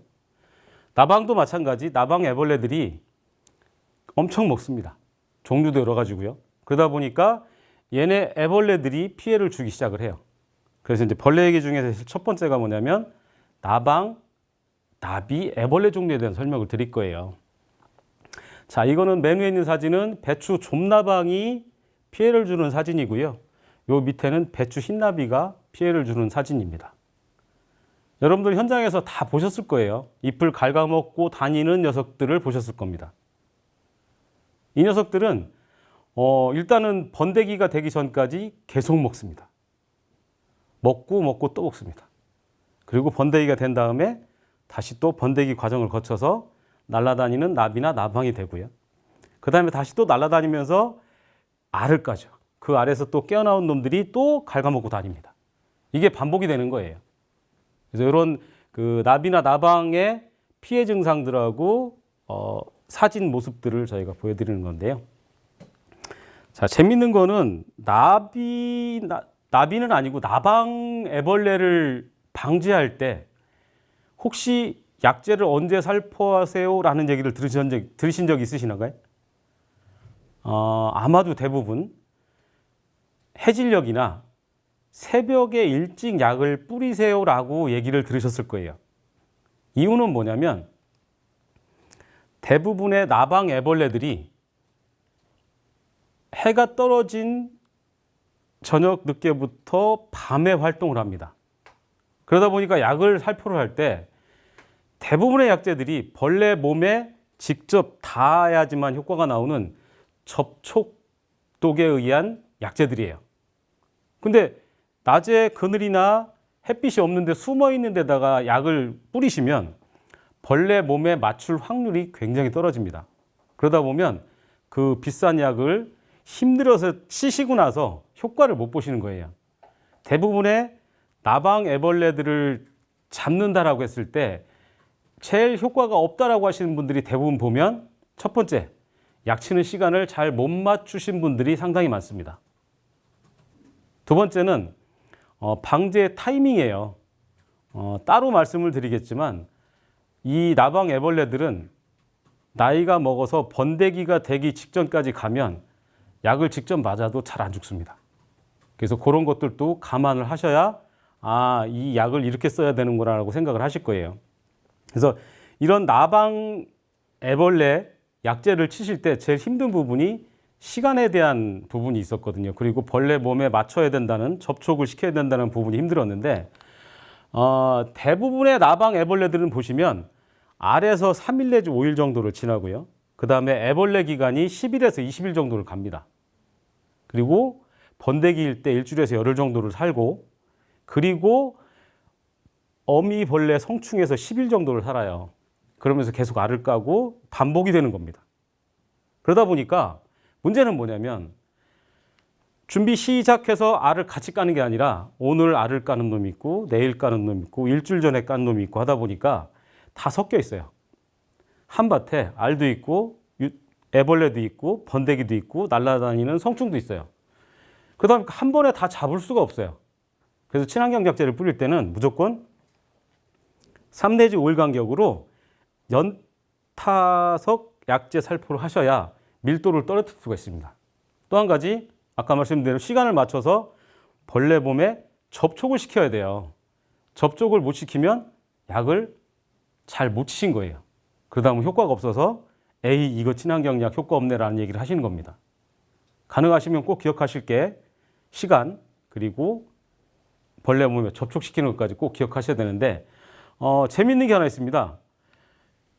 약을 잎에다 그냥 뿌려놓으면 애벌레들이 와서 먹고 그냥 죽는 약이 있어요. 여기 보시면 BTW라는 제품이에요. 이 제품은 미생물 제품입니다. 미생물하고 대사산물을 이용한 제품인데 아까 벌레 몸에 맞춰서 잡는 약들은 대부분 저녁 늦게나 새벽에 일찍 뿌리라고 하는데 얘들은 그냥 아무 때나 이 작물의 잎에다가 뿌려놓기만 하면 벌레들이 나와서 갉아먹고 그 다음에 섭식이 중단되고 독소 단백질 때문에 배탈이 나서 죽는 약입니다. 이건 친환경 약입니다. 그래서 미생물 살충 효과에서 테스트를 해봤을 때 BTW를 뿌려놓은데 안 뿌려놓은데 뿌려놓은데 안 뿌려놓은데를 확인을 해봤더니 뿌려놓은 데는 한 번 먹고 더 이상 먹질 못합니다. 안 뿌린 데는 계속 다 먹어요. 그리고 한 번 먹고 나서 섭식이 중단되고 그 다음에 배탈이 나서 굶어 죽는 기작으로 효과가 나오는 제품이 있습니다. 이 제품이 이제 BTW라는 제품인데요. 이건 액상으로 되어 있는 BT제입니다. 그래서 농촌진흥청의 특허 기술을 갖고 있는 균을 가지고 만든 제품 중에 하나인데 이 제품을 가지고 이용하시면 접촉독약하고 이 섭식독약하고 두 개를 혼합해서 살포를 하셨을 때 효과가 배가가 되는 걸 보실 수가 있으세요. 벌레 몸에 맞춰서 죽이는 효과 플러스 안 맞은 놈도 나와서 자기가 갉아먹고 죽는 효과까지 같이 볼 수 있는 약재가 이런 BTW라는 제품입니다. 제가 아까 토양 산도 얘기를 할 때 빨간색으로 표시했던 거 기억나세요? 위액. 위액이 pH가 1에서 3입니다. 자, 이 약재를 쓰셨을 때는 첫 번째 질문들이 있으세요. 사람이 먹으면 어떻게 돼요? 라는 질문을 하세요. 이 약재는 특이하게 알칼리성 소화기관에만 반응을 합니다. 사람은 아까 말씀드렸다시피 소화기관이 강산성이에요. 그러다 보니까 이 약재에 대한 반응이 전혀 없습니다. 그래서 안전하게 드셔도 괜찮다라고 말씀을 드리고요. 이 BTW라는 제품이 또 한 가지 주의사항이 있습니다. 혹시 유기농으로 녹즙을 재배하시는 분이 있으시면 주의하셔야 됩니다. 자, BT제라는 것들은요. 녹즙을 친환경으로 하신 분들이 생산물을 유통하셨을 때 분석을 하면 대장균으로 분석이 됩니다. 그래서 혹시라도 녹즙을 유통하시는 분들은 BT제는 가능하시면 사용을 자제해 주시는 게 좋습니다. 농산물 출하했다가 녹즙 출하했다가 다시 빼게 되는 경우가 있기 때문에 꼭 기억해 주시기를 바라겠습니다. 그 다음에 문제가 생기는 벌레 종류가 응애류를 설명을 드릴 거예요. 자, 응애는 여러 가지가 있는데요. 여기 보시면 응애가 뭐 전박이 응애, 사과 응애, 귤 응애 같은 것들을 주로 사진을 보여드리는데 피해 증상은 여러분들이 더 잘 아실 거예요. 잎에 장애 증상이 보이고 그 다음에 거미줄을 치기도 하고 뭐 줄기든 여러 군데에 피해를 줍니다. 이 응애에 대한 설명을 드릴 때 제가 제일 먼저 말씀드리는 건 뭐냐면 이 사진이에요. 이게 응애 알이거든요. 영상 현미경으로 찍은 겁니다. 사람 눈에는 거의 안 보인다고 보시면 되고요. 이게 응애 모습이에요. 옆에 있는 하얀 거는 껍데기를 탈피한 흔적이고요. 그 다음에가 모여서 이제 자기네들끼리 모임도 합니다. 근데 이 응애들이 제일 힘든 게 뭐냐면 잘 안 보여요. 이 사진에 보시면 여기 은색으로 되어 있는 게 뭘까요? 이게 여러분들이 바느질하는 일반 바늘이에요. 바늘 끝에 응애를 딱 이렇게 묻혀놨는데 그 정도 크기밖에 안 돼요. 이러다 보니까 육안으로 확인이 힘든 벌레 중에 하나가 응애입니다. 그래서 응애는 초기에 빨리빨리 육안으로 확인을 못 하시면 나중에 뒤늦게 피해 증상을 보이는 게 응애의 특징 중에 하나입니다. 응애란 놈은 보통 10일에서 20일을 살아요. 자, 제가 10일, 20일, 아까 나방 종류도 뭐 며칠에서 며칠이라고 말씀드렸는데 앞에 숫자, 작은 숫자는 온도가 낮을 때, 뒤에 숫자, 큰 숫자는 온도가 높을 때예요. 얘들도 온도가 높으면 변하는 게 틀립니다. 그래서 여기 보시면 알에서 유충을 단계를 거쳐서 전약충, 후약충, 성충이 될 때까지 약 10일에서 20일 정도 생활한다고 보시면 됩니다. 얘 특징 중에 하나는 아까 제가 바늘에다가 딱 묻혀서 사진을 찍었던 것처럼 작아요. 엄청 작기 때문에 처음에 빨리 확인해서 잡기가 힘든다는 게 이 벌레의 특징입니다. 그래서 응애를 잡을 때는 항상 빨리빨리 확인을 해 주셔야 되는 게 1번 관건입니다. 자, 응애에 쓸 수 있는 공시가 되어 있는 친환경 약재는 제가 응애노라는 제품을 설명을 드리도록 하겠습니다. 응애노 제품은 여러분들이 잘 알고 있는 데리스 추출물이 60%가 들어가 있고요. 정약류가 10% 들어있는 친환경 공시되어 있는 제품입니다. 이 제품은 응애를 비롯한 여러 가지 벌레에 대한 살충 효과가 있는 제품으로 설명을 드리는 거고요. 우선 응애에 대한 효과가 현장에서 확인이 되고 있는 제품이라서 응애에 대한 방제 제품으로 설명을 드린 겁니다. 그 다음에는 이제 총체벌레 말씀을 드릴 거예요. 총체벌레는 기본적으로 꽃노랑 총체벌레나 파 총체벌레, 오이 총체벌레들이 있습니다. 이 총체벌레들은 대부분 꽃이 있는 작물에서는 꽃 속에서 기생을 많이 합니다. 그리고 얘네들은 재미있는 게 뭐냐면 알하고 애벌레하고 성충일 때는 땅 위에서 생활을 해요. 근데 번데기일 때는 땅 속에 들어가서 번데기 생활을 합니다. 그래서 땅 속에도 있기도 하고 땅 위에 있기도 합니다. 이런 기작을 통해서 친환경적으로 만든 제품들이 보베리아 바시아나라는 균을 이용한 제품들이 있습니다. 요거는 농촌진흥청에서 오픈을 시킨 그 균이고요. 분양을 해준 균이고, 이 제품들은 토양에 있는 총체벌레의 번데기들을 방지하려고 만든 제품들이에요. 여러 가지 제품들이 나와 있는데 아마 여러 가지 제품을 써보셨을 거예요. 근데 요 특징은 뭐냐면 성충 단계나 유충 단계를 잡기가 힘들기 때문에 땅 속에 있는 번데기 상태를 잡기 위한 제품으로 개발이 된 겁니다. 이 총체벌레는 보통 18일에서 25일 정도를 한 사이클을 살아요. 그리고 아까 말씀드린 대로 번데기 기간에는 땅 속에서 생활을 하기 때문에 번데기를 찾기도 힘듭니다. 그리고 1년 내내 발생이 돼요. 그리고 피해 작물은 엽채류, 과채류, 화해 모든 작물에 다 나옵니다. 이 총체벌레의 특징은요, 바이러스를 옮기는 기본적인 벌레입니다. 혹시 제주 쪽은 고추 재배를 많이는 안 하시는 걸로 알고 있는데, 고추에 일명 칼라병이라고 하는 토마토 반점 위조 바이러스라는 게 있습니다. 그거의 매개체는 총체벌레예요. 그래서 바이러스를 방지하기 위해서는 이 총체벌레부터 잡아야 된다는 게 기본적인 이론입니다. 그래서 총체벌레를 방제를 하면 우선 바이러스를 줄일 수가 있다는 게 기본적인 방침이고요. 그 다음에 꽃이 있는 작물에는 꽃 속에 들어가 있기 때문에 방제가 상당히 어렵습니다. 그래서 꽃이 있는 작물들에는 약제 살포를 할 때 시간이라든가 살포 방법이나 이런 것들을 다 고려하셔서 진행하셔야 방제가를 높일 수가 있습니다.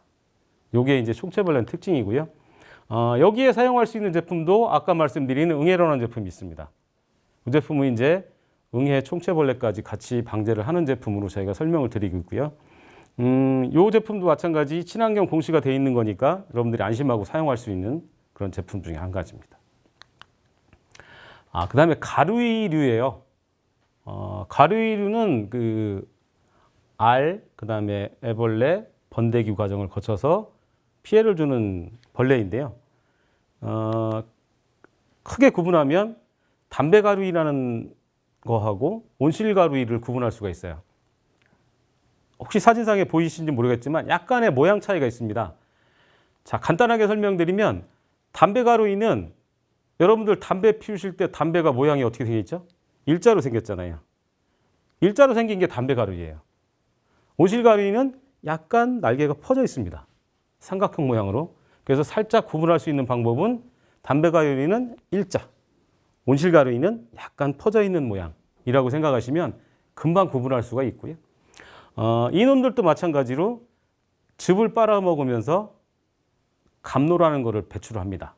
그러면 그거에 의한 거름병들이 생기는 게 이 벌레들의 특징이에요. 그래서 이런 거름병이 생기면 작물 잎에 문제가 생겨서 광합성량이 떨어질 수밖에 없고요. 그 다음에 과일에 묻게 되면 과일 품질이 저하가 됩니다.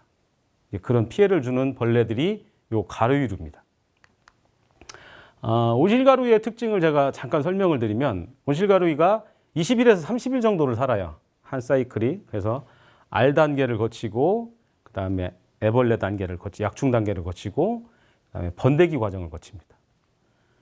이놈들은 특이한 게 새로 나오는 가지에다가 알을 까요. 그래서 항상 상위 옆쪽, 위쪽에 있는 잎에다가 알을 까고요. 날아다니다 보니까 참 잡기가 힘듭니다. 그래서 1년 내에 발생을 하고요. 여러 가지 작물에 피해를 주는데 성충일 때 잡는 게 제일 좋은데 문제는 아까 말씀드렸듯이 날아다니다 보니까 잡기가 힘들어요. 그러니까 알이나 유충일 때는 방제가 거의 힘듭니다. 특히 친환경 약제 가지고는 알하고 유충일 때는 방제가 상당히 어렵습니다. 그래서 날아다니는 벌레를 잡아야 되기 때문에 방제를 하실 때 날아다니는 놈들까지 잡는다는 개념을 가지고 약을 치셔야 됩니다. 그리고 또 한 가지 얘도 마찬가지로 바이러스를 옮기는 주벌레입니다. 토마토 같은 경우는 토마토 황화 일말린 바이러스가 이 온실가루에 의해서 100% 다 전염되는 걸로 확인이 된 거고요. 이런 벌레들을 잡기 위해서 제가 또 설명드리는 게 응애노라는 제품을 설명을 드립니다. 이 제품이 이제 흡즙에 의한 벌레들의 효과를 나타내는 제품 중에 한 가지고요. 아까 말씀드린 대로 친환경 공시 재질로 되어 있기 때문에 안전하게 사용할 수 있는 제품 중에 한 가지입니다. 그 다음에는 이제 깍지벌레입니다. 깍지벌레는 제주도에 계신 분들이 엄청 힘들어하시고 고생하시는 벌레로 제가 알고 있는데요. 제가 설명드리는 일반적인 자료에는 감나무 주머니 깍지벌레를 1번으로 해놨습니다. 제가 육지에서 강의를 할 때 많이 봤던 벌레들이고요. 그 다음에는 가루깍지나 거북밀깍지 사진을 제가 첨부를 시켜놨습니다. 이런 것들을 이제 제가 농촌진흥청 자료에서 대부분 인용을 많이 하는 거고요. 그 다음에 이제 소나무 깍지벌레도 이런 피해 증상을 보이는 것들이 있었습니다. 깍지벌레를 제가 감나무 주머니 깍지벌레를 제가 현미경으로 한번 찍어본 적이 있어요. 영상 현미경인데 이 사진은 제가 상주 출장길에 상주에 감나무가 가로수로 심어져 있거든요. 이제 바닥에 떨어져 있는 감이 있어서 그거를 주워서 보니까 주머니 깍지벌레가 있더라고요. 그래서 그걸 가지고 영상 현미경으로 촬영을 한번 해봤습니다. 요거는 주머니 깍지벌레 약충입니다. 아직 밀랍성분 하얀 거를 몸에 다 쓰지 않은 상태의 약충이고요. 요거는 이상하다 싶어서 처음 보는 건데 하고 일단 뒤집었죠. 그 다음에 바늘로 확인을 해보니까 알집이더라고요. 그래서 요 주머니, 알집 주머니 하나에 제가 보기에는 최소한 200개 이상의 알이 들어있지 않을까. 그래서 여기서 깨어나와서 애들이 활동을 시작을 하면 또 엄청난 피해를 줄 거다라고 생각을 한 거예요. 그래서 깍지벌레가 힘든 게 뭐냐면 여러분들 다 아시겠지만 자기네들 몸을 밀랍성분으로 감쌉니다. 그래서 약이 잘 듣지 않는 경우가 있어요.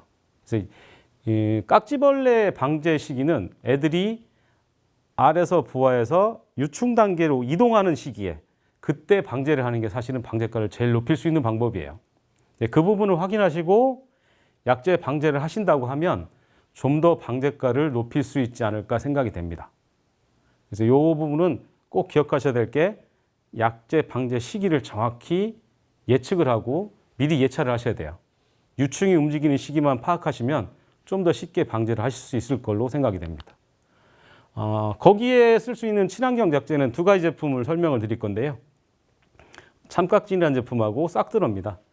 이 두 가지 제품 다 공시가 되어 있는 제품이고요. 깍지벌레에 주로 많이 쓰고 있는 그런 제품 중에 한 가지입니다. 제가 여기 보시면 이제 깍지벌레, 진딧물, 노린재 이렇게 써놨는데 이런 것들은 현장에서 쓰시는 분들이 주로 많이 쓰는 쪽을 적어놓은 겁니다. 그래서 맨 앞에 있는 것들이 좀 더 효과가 있다라고 판단이 되어져서 여기에 맞춰 설명을 드리는 겁니다. 그 다음에는 벼룩이벌레입니다. 벼룩이벌레는 여러분들이 그 무나 배추 재배를 하실 때 주로 많이 나타나는 벌레인데요. 이 녀석들은 이름 그대로 벼룩이벌레입니다. 여러분들 잘 아시다시피 벼룩은 폴짝 뛰면 상당히 많은 높이의 점프력을 갖고 있죠. 이 녀석도 마찬가지예요. 이 녀석들도 벼룩처럼 상당히 높은 점프력을 갖고 있고요. 또 한 가지는 어렸을 때 모종부터 시작해서 가해를 하기 시작을 합니다. 얘네들은 사람이 지나가면 일단 폴짝 뛰어서 헛골에 떨어지고 그 다음에 납작 엎드립니다. 그리고 사람이 다 지나가고 나서 조용해지면 다시 나와서 활동을 해요. 아주 머리가 좋은 놈들인데요. 피해 증상을 보면 이렇게 구멍을 뚫는 현상이 보입니다. 어렸을 때 구멍을 뚫어 놓으면 작물이 크면 클수록 구멍은 커지겠죠. 그런 피해를 주는 놈인데요. 확대해서 보면 이렇게 생긴 놈입니다. 생김새는 상당히 이쁘게 생겼는데 아주 못된 짓을 하죠. 그래서 이 녀석들이 방제할 때는 좀 더 신경을 쓰셔야 될 부분이 하나가 있어요. 뭐냐면 얘들에 대한 약재를 살포하실 때 첫 번째, 잎에도 뿌리지만 헛골까지 같이 뿌려 주셔야지만 효과가 있습니다. 그래야 얘네들이 숨어 있는 것까지 방제를 할 수가 있어요. 대부분이 심어져 있는 골에다만, 배추나 무나 식물 잎에다만 약재를 뿌리시는데, 그것보다는 그것도 뿌리시면서 헛골까지 같이 뿌려주시는 게 방제가를 높일 수 있는 방법입니다.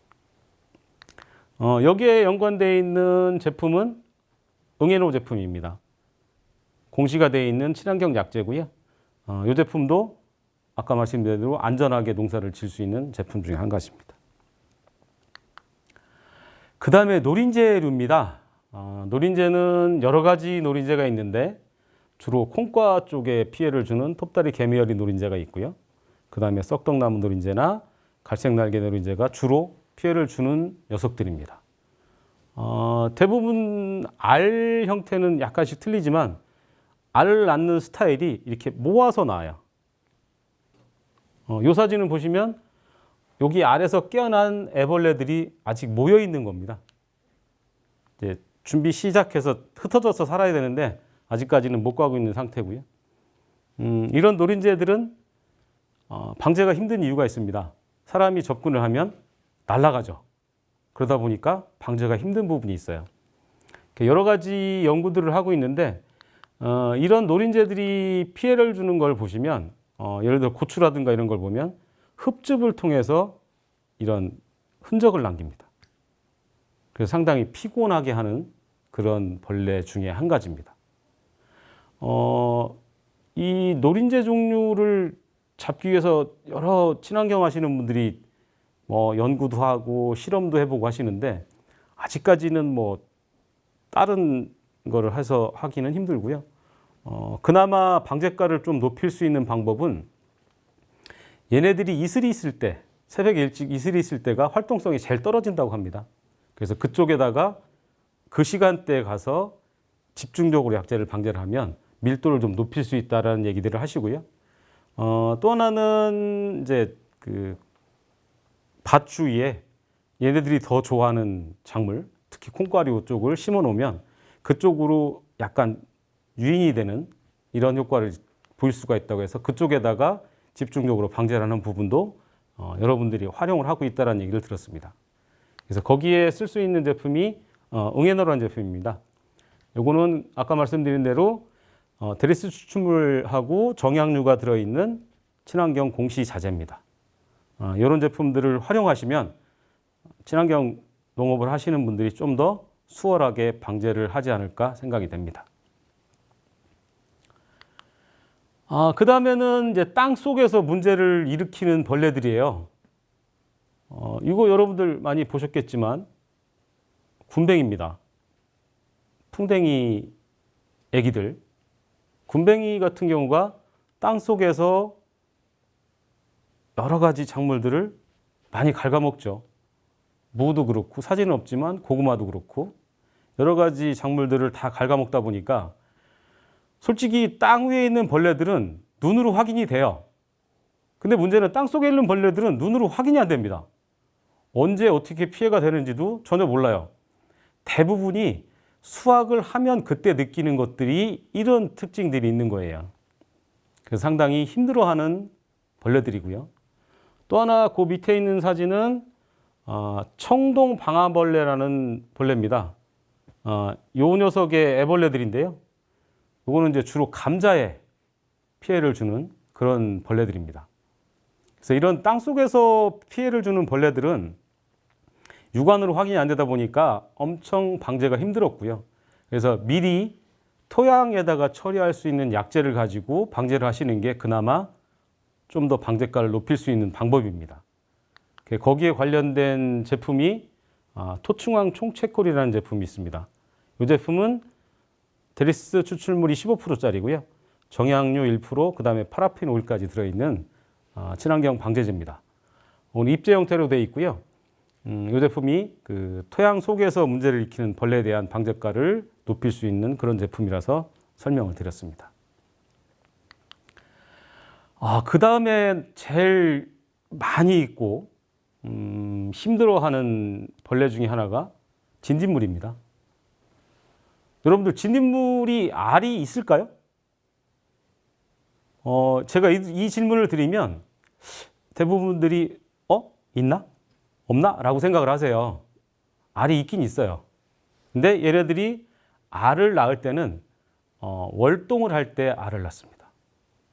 그리고 온도가 높을 때는 알을 안 낳고 바로 새끼를 낳아요. 그리고 특이한 건 뭐냐면 대부분 또 암컷을 새끼를 낳습니다. 또 한 가지 얘네들은 또 재밌는 게 내가 여기서 먹고 살 게 있어요. 충분해요. 그러면 날개가 없는 애들을 낳아요. 근데 여기서 먹고 살 게 없어요. 월동을 하러 날아가야 돼요. 다른 여기서 환경이 안 좋아갖고 이동을 해야 돼요라고 하면 날개가 있는 새끼들을 낳습니다.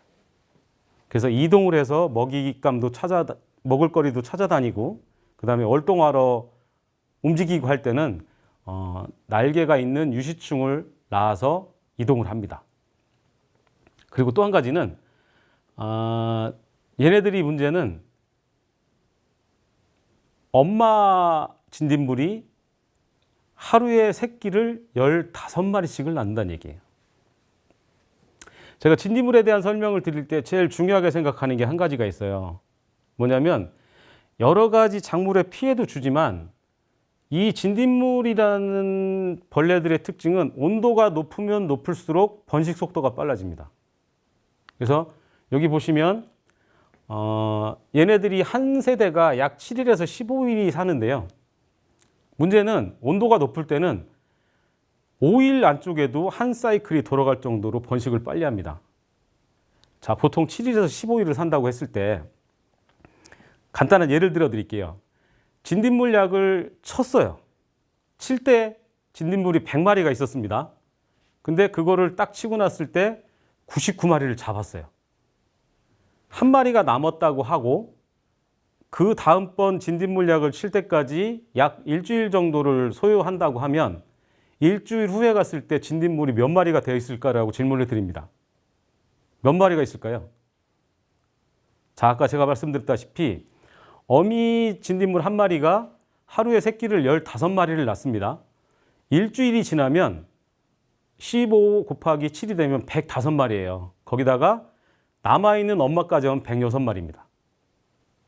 일주일 전에 약을 칠 때 100마리였다가 한 마리만 남아있어도 그 다음에 일주일 있다가 106마리가 되는 거예요. 자, 제가 진딧물 약을 칠 때 제일 기본으로 말씀드리는 건 뭐냐면 한꺼번에 흠뻑 모든 벌레 몸에 다 약을 맞춰야 됩니다가 정답이에요. 대부분의 진딧물 약을 사가시면 친환경 약재를 사가신 분들이 하는 얘기가 진딧물 약 치고 났는데 진딧물이 그대로 있어라고 얘기를 하세요. 죽은 건 확인 안 하셨어요. 왜? 나는 열심히 약을 치셨으니까 끝나신 거예요. 근데 다음번에 약을 치러 가거나 다음에 농장을 갈 때 보면 하루에 15마리씩 새끼를 낳는 진딧물 숫자가 늘어나는 건 생각 안 하시고 내가 약 쳤으니까 없어졌을 거야 라고 보시고 딱 쳐다봤을 때는 벌레가 그대로 있어요. 더 많이 있어요. 이게 진딧물 약을 어떻게 쳐라라고 제가 설명드릴 때 꼭 하는 얘기입니다. 진딧물은 한꺼번에 전체를 다 잡지 못하면 5일, 일주일 있다 가서 약을 치려고 하면 또 똑같은 진딧물들이 그대로 있는 것을 확인할 수가 있으세요. 그래서 진딧물 약을 치실 때는 꼼꼼하게 모든 벌레 몸에 약을 다 맞춰야 된다고 생각하시고 치셔야 제대로 효과를 보세요. 기존에 그냥 대충 지나가면서 아니면 약을 2배로 세게 쳐서 치면 다 죽겠지? 아닙니다. 꼼꼼하게 촘촘하게 벌레 몸에 다 맞추셔야 된다고 생각하시는 게 진딧물 약의 정답입니다. 그걸 기억하시면 진딧물 약은 좀 더 쉽게 접근할 수가 있으실 거예요. 여기 이제 여러 가지 아까 설명드린 내용이 다 있는데요. 진딧물도 그름병을 유발합니다. 뭐냐면 진딧물도 식물에 있는 즙을 빨아먹고 감로를 배출을 해요. 그래서 감로가 떨어진 자리에 먼지가 묻거나 해서 그름병이 생기고요. 또 하나 진딧물도 바이러스를 옮깁니다. 그래서 바이러스를 옮기는 기본 벌레 중에 한 가지라고 인식을 하시면 되고요. 그리고 새끼부터 시작해서 어미까지 다 포진하고 있다고 생각하시면 돼요. 그 다음에 진딧물에는 천적이 많이 있어요. 제일 큰 천적이 무당벌레죠. 무당벌레 같은 경우는 진딧물을 아주 많이 먹습니다. 근데 문제는 진딧물이 생겨서 사람 눈에 띄고 약을 칠 때가 되면 무당벌레들이 같이 옵니다. 근데 웃기는 건 약을 치면 무당벌레들이 더 빨리 더 죽어요. 얘들은 약재에 대한 저항성이 없기 때문에 굉장히 빨리 죽습니다. 그래서 천적이 있을 때는 내가 약을 어떻게 해야지 하는 것도 감안하셔야 되고요. 또 한 가지 진딧물의 특징은 약재에 대한 내성이 제일 빨리 오는 벌레 중에 한 가지입니다. 친환경 약재를 여러분들이 여러 가지 회사에 여러 가지 제품을 쓰셨을 거예요. 제가 친환경 약재에 대한 설명을 할 때 꼭 하는 얘기가 그겁니다. 제가 제일 처음에 비료의 성분 표시, 보증 성분, 내용물이 어떤 게 들어가 있는지를 보라고 말씀드렸던 이유가 뭐냐면 거기에 보면 원료가 써 있습니다. 자, 여러분들 제일 1세대에 제일 많이 쓰셨던 게 고3 추출물이었어요. 그 다음에 제충국도 있고 그 다음에는 데리스 추출물이라는 것도 있었습니다. 지금 현재 데리스 추출물이라는 원료들을 많이 쓰시고 계시는데 자, 재미있는 한 가지 가르쳐 드릴게요. 여러분들이 쓰셨던 1세대 고3 추출물들이 A라는 회사의 1번 제품, B라는 회사의 2번 제품, C라는 회사 3번 제품이 나왔는데 나는 이거를 내성이 안 생기기 위해서 이 회사 1번, 2번, 3번 제품을 여러 번 돌려 쓴다고 쓰셨을 거예요. 근데 실상은 그때 그렇게 쓰셨던 게 한 가지 원료만 쓰신 거예요. 지금도 마찬가지입니다. 지금 나와 있는 제품들이 어떤 원료가 들어가 있는지를 보시고 쓰시란 얘기예요. 나는 제품 이름이 틀려서 이 제품 쓰고 이 제품 쓰고 이 제품 썼지만 실제 사용한 걸 보면 거의 대부분 유사한 같은 원료를 계속 쓰신 거예요. 그러다 보면 내성이 빨리 생깁니다. 그러면 그 벌레에 대한 약제 효과는 자꾸 떨어질 수밖에 없어요. 그것까지도 감안하시고 약을 치셔야 여러분들이 방제가를 높이고 좀 더 쉬운 농사를 지실 수가 있으신 겁니다. 자, 이 진딧물에 대한 특징을 제가 설명을 드렸고요. 진딧물에 사용할 수 있는 친환경 약재에 대한 설명을 드리도록 하겠습니다. 이름은 제로싹입니다. 이것도 마찬가지로 여러 가지 원료가 들어있는 친환경 약재인데요. 데리스 추출물, 제충국, 계피오일, 레몬그라스, 히카마, 발효주전까지 들어있는 친환경 약재입니다. 이 제품은 특이하게 특히 나방류 쪽에 적용이 가능한 친환경 약재 중에 한 가지고요. 이 제품 마찬가지로 아까 제가 설명드렸다시피 촘촘하게 꼼꼼하게 진딧물 몸에 약을 다 맞추셔야 된다는 거가 포인트예요. 그걸 안 하시면 약효 없다는 얘기를 또 하실 겁니다. 자, 그 다음에는 여러 가지 요즘에 이슈가 되고 있는 매미충류입니다. 이게 2016년도 자료인데요. 갈색 날개 매미충, 미국 선녀벌레, 꽃매미. 지금 제주에서는 이 벌레들이 크게 문제가 되고 있나요? 이거는 육지에 주로 많이 생겼던 걸로 데이터가 나와 있었는데 그 이후에 아마 전국적으로 확산이 되고 있고요. 어떻게 보면 얘들은 불법 입국자입니다. 우리가 알고 있던 게 아니라 외국에서 다 들어온 그런 벌레들인데요. 미국 선녀벌레라는 놈은 이렇게 생겼어요. 엄마가. 그 다음에 제일 아래서 깨어난 아기가 이렇고요. 그 다음에 이 단계를 거쳐서 이 형태로 됩니다. 이렇게 생긴 놈들이 미국 선녀벌레라는 놈들이에요. 이 놈들도 외래충으로 있다가 이제 해충으로 분류가 돼서 방제를 하고 있는 벌레들이고요. 그 다음에 있는 게 갈색 날개 매미충이라는 녀석이에요. 이놈들은 재밌는 게 뭐냐면 알을 깔 때 이 새로 나오는 가지에다가 가지 속에 알을 깝니다. 그래서 제가 현미경으로 한번 봤더니 이 가지 속에 이렇게 알을 하나씩 이렇게 까놔요. 줄을 놔서. 그 다음에 여기서 알이 부화가 되고 깨어나면 이렇게 생긴 애벌레가 돌아다니고요. 요 다음 단계가 이제 요 어미벌레가 되는 겁니다. 이 갈색날개 매미충은 알에서 새로 나오는 가지 알을 까고 거기서 깨어나면 새로 나오는 가지가 말라서 죽는 현상이 보입니다. 전국적으로 지금 문제가 돼서 방제 주력을 하고 있는 벌레 중에 하나입니다. 그 다음에 꽃매미입니다. 이 꽃매미는 이렇게 알집을 크게 짓고요. 거기서 깨어나서 이 단계를 거쳐서 이렇게 해서 엄마가 되는 그런 현상인데 이놈들도 상당한 흡집을 해서 피해를 주는 벌레들입니다. 이 매미충류라고 분류하는 이런 벌레들은 1년에 1회만 부화를 해요. 그리고 한 사이클을 사는 게 1년입니다. 그러다 보니까 방제 시기가 상당히 중요해요. 그리고 또 한 가지는 얘네들은 농사를 짓는 농지 주위에 왔다가 약재를 방제를 하면 산으로 도망갑니다. 다 날개가 달려 있다 보니까 그래서 요즘에 이제 약재 방제를 할 때 산림 쪽하고 농경지 쪽까지 같이 공동 방제를 하는 그런 벌레들이 요 벌레들입니다. 이 벌레들한테 쓸 수 있는 친환경 약재는 데리스 추출물이 들어있는 정약류하고 들어있는 응애로라는 제품이고요. 이 제품은 제가 알기로는 갈색달개 매미충에 시험을 해서 방제 효과를 인증을 받았던 제품으로 알고 있습니다. 그래서 이런 약재를 가지고 방제를 하시면 좀 더 효과적인 방제가 되지 않을까 싶습니다.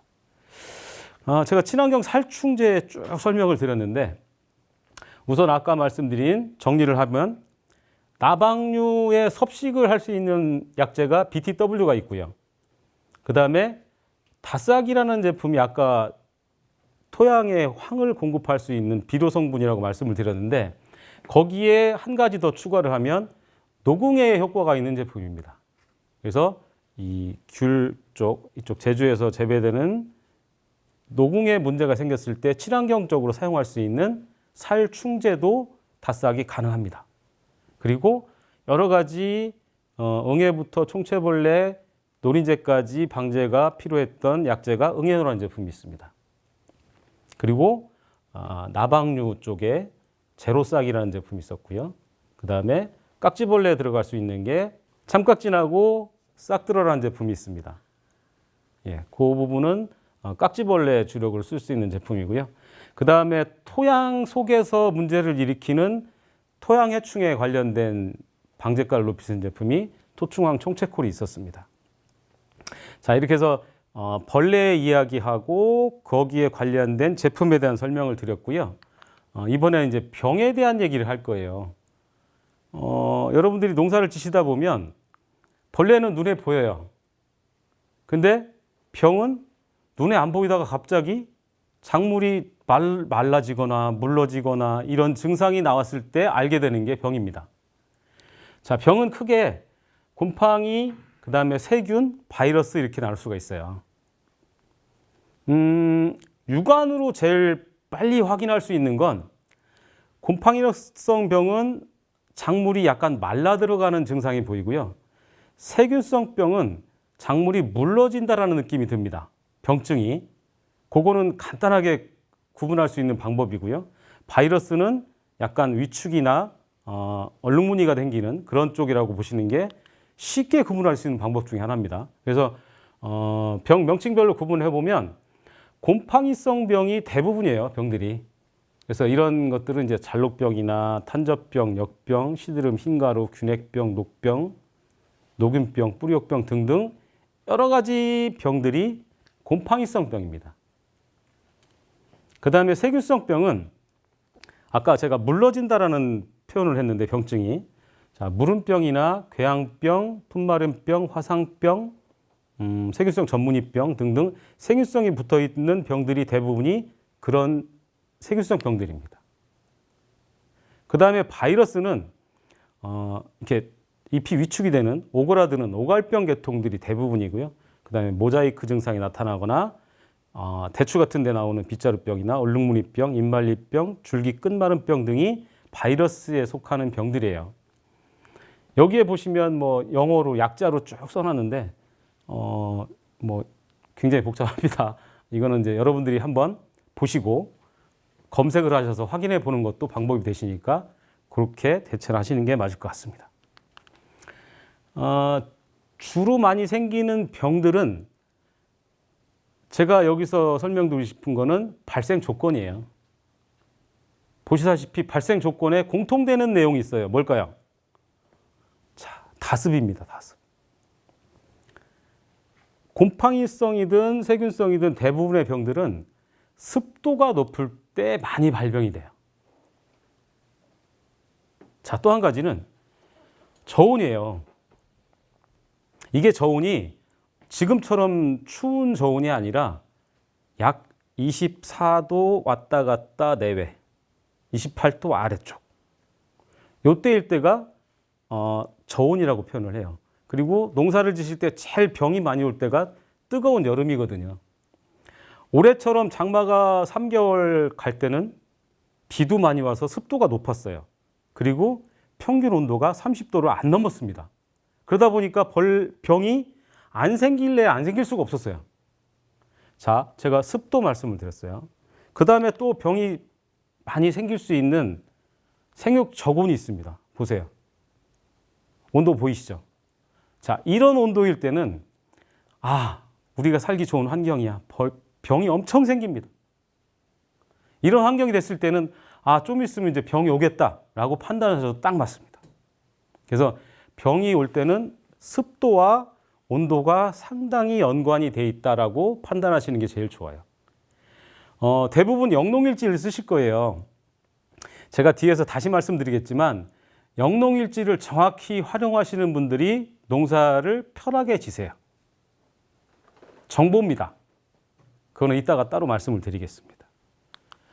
자, 이런 병이 생겼을 때 제일 친환경적으로 살균 효과를 극대화시킬 수 있는 제품이 유황 제품이에요. 그 중에서 이 유황이 어떤 특징을 갖고 있는지에 대한 설명을 들으면 하고 금방 이해를 하실 거예요. 자, 유황이란 놈의 특징 중에 하나는 곰팡이 포자를 억제를 합니다. 이 곰팡이에 포자가 있는데 현미경으로 봤을 때 이런 형태가 돼 있죠. 곰팡이에다가 유황을 공급을 하게 되면 포자가 더 이상 번지지 못하는 형태가 생겨요. 그러다 보니까 병이 더 이상 옆으로 안 퍼집니다. 이게 유황의 살균 효과를 표현하는 자료입니다. 그래서 여러분들이 친환경 약재로 살균제를 쓰셨을 때 힘들어요라고 하는 부분들이 여지까지 이 유황보다 방제가가 높게 나오는 제품들이 그렇게 높지가 않았어요. 근데 유황이라는 놈은 곰팡이 포자를 아예 억제를 시키니까 병이 더 이상 번지지 못하게 하는 능력이 있다 보니까 이런 자료가 나오게 된 겁니다. 그래서 제가 살균제로 제일 먼저 여러분들한테 설명드리는 게 유황 제품입니다. 유황 제품은 저희가 갖고 있는 제품 중에 다싹이라는 제품이 있어요. 이 다싹은 지금 현재는 공시가 돼 있지만 그 이전에 품질 인증 제도가 있을 때 품질 인증을 받았던 제품이에요. 그때 작물별로 병해충별로 시험을 해서 방제가를 다 갖고 있습니다. 그래서 모든 작물을 실험을 다 못했지만 대표적인 병해가 있는 제품들에 대한 설명을 쭉 해봤습니다.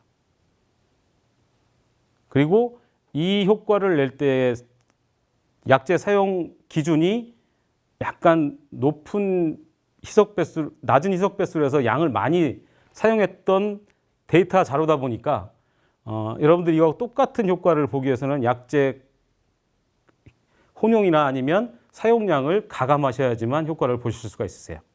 그래서 이걸 기준으로 저희가 판매를 하고 있고요.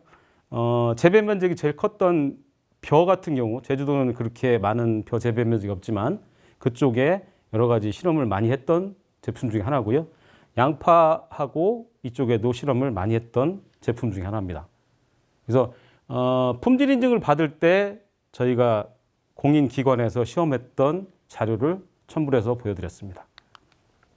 이 유황 제품인 다싹은 첫 번째 살균 효과, 아까 말씀드렸다시피 살균 효과가 상당히 뛰어난 제품이고요.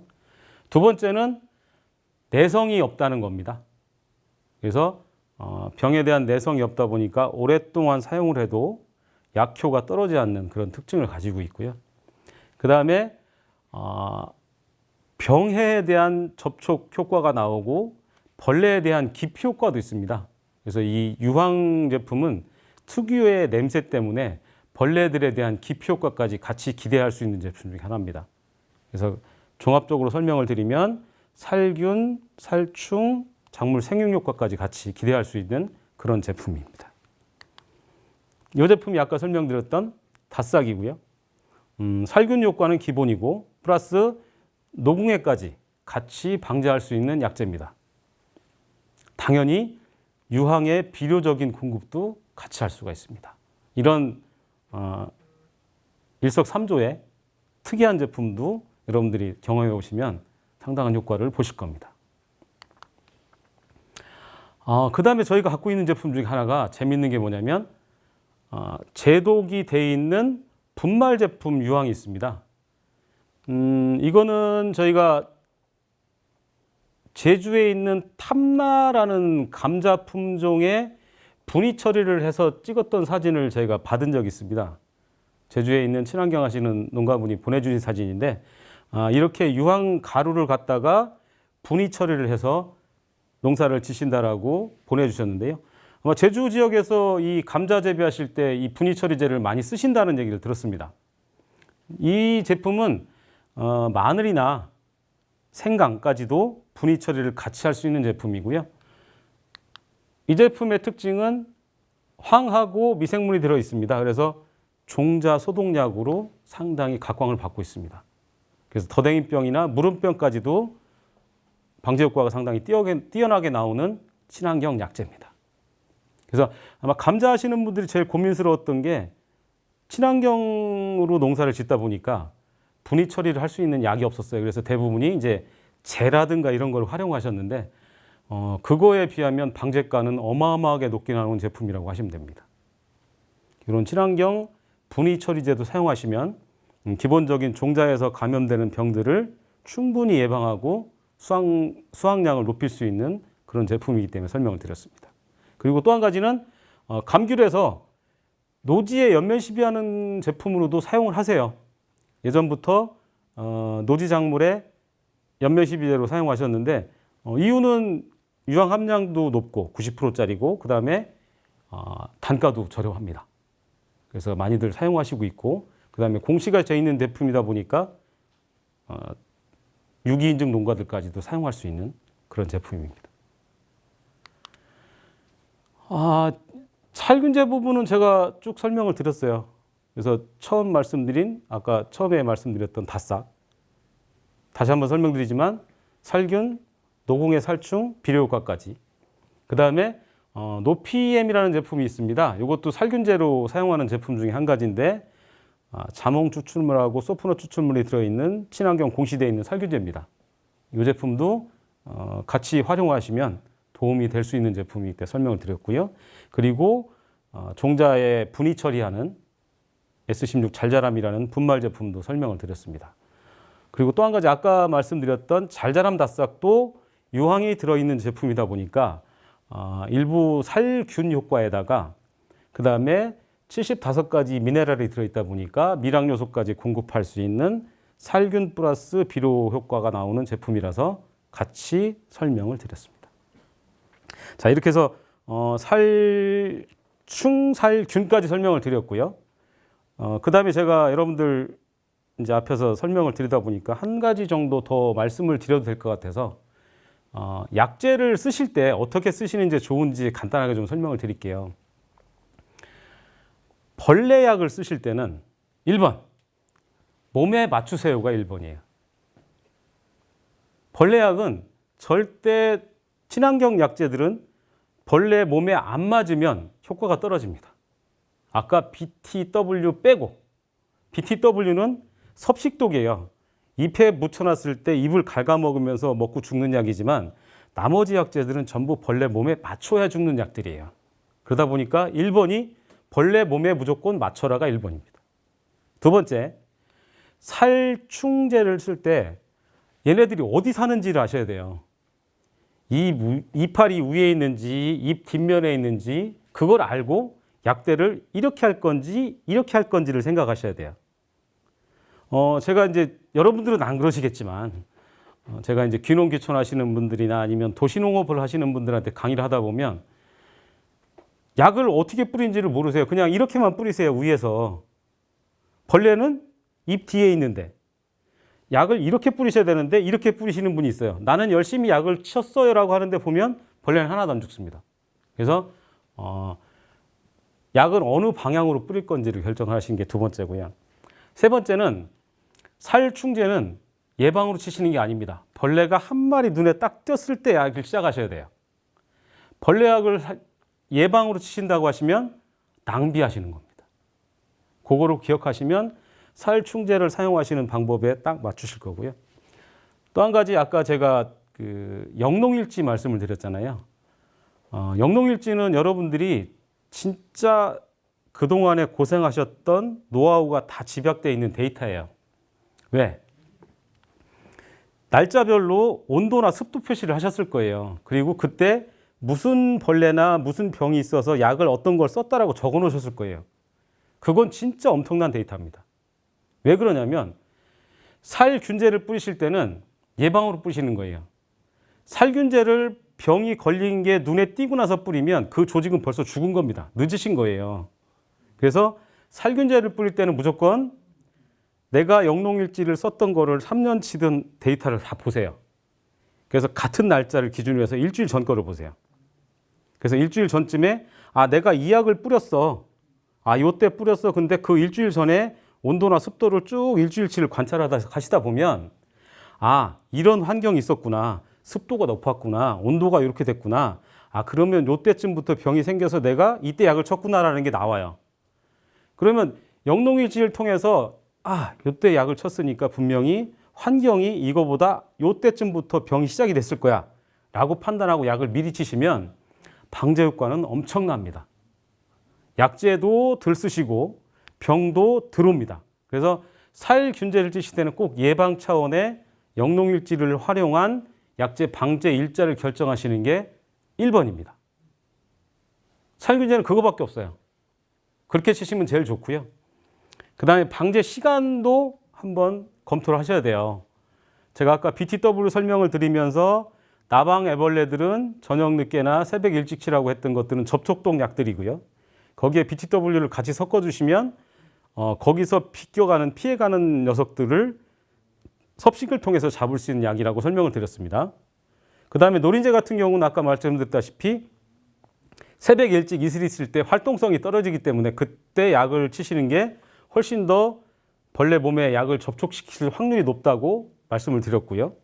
그 다음에 흰가루병이나 제피곰팡이는 방지하는 시간대가 틀립니다.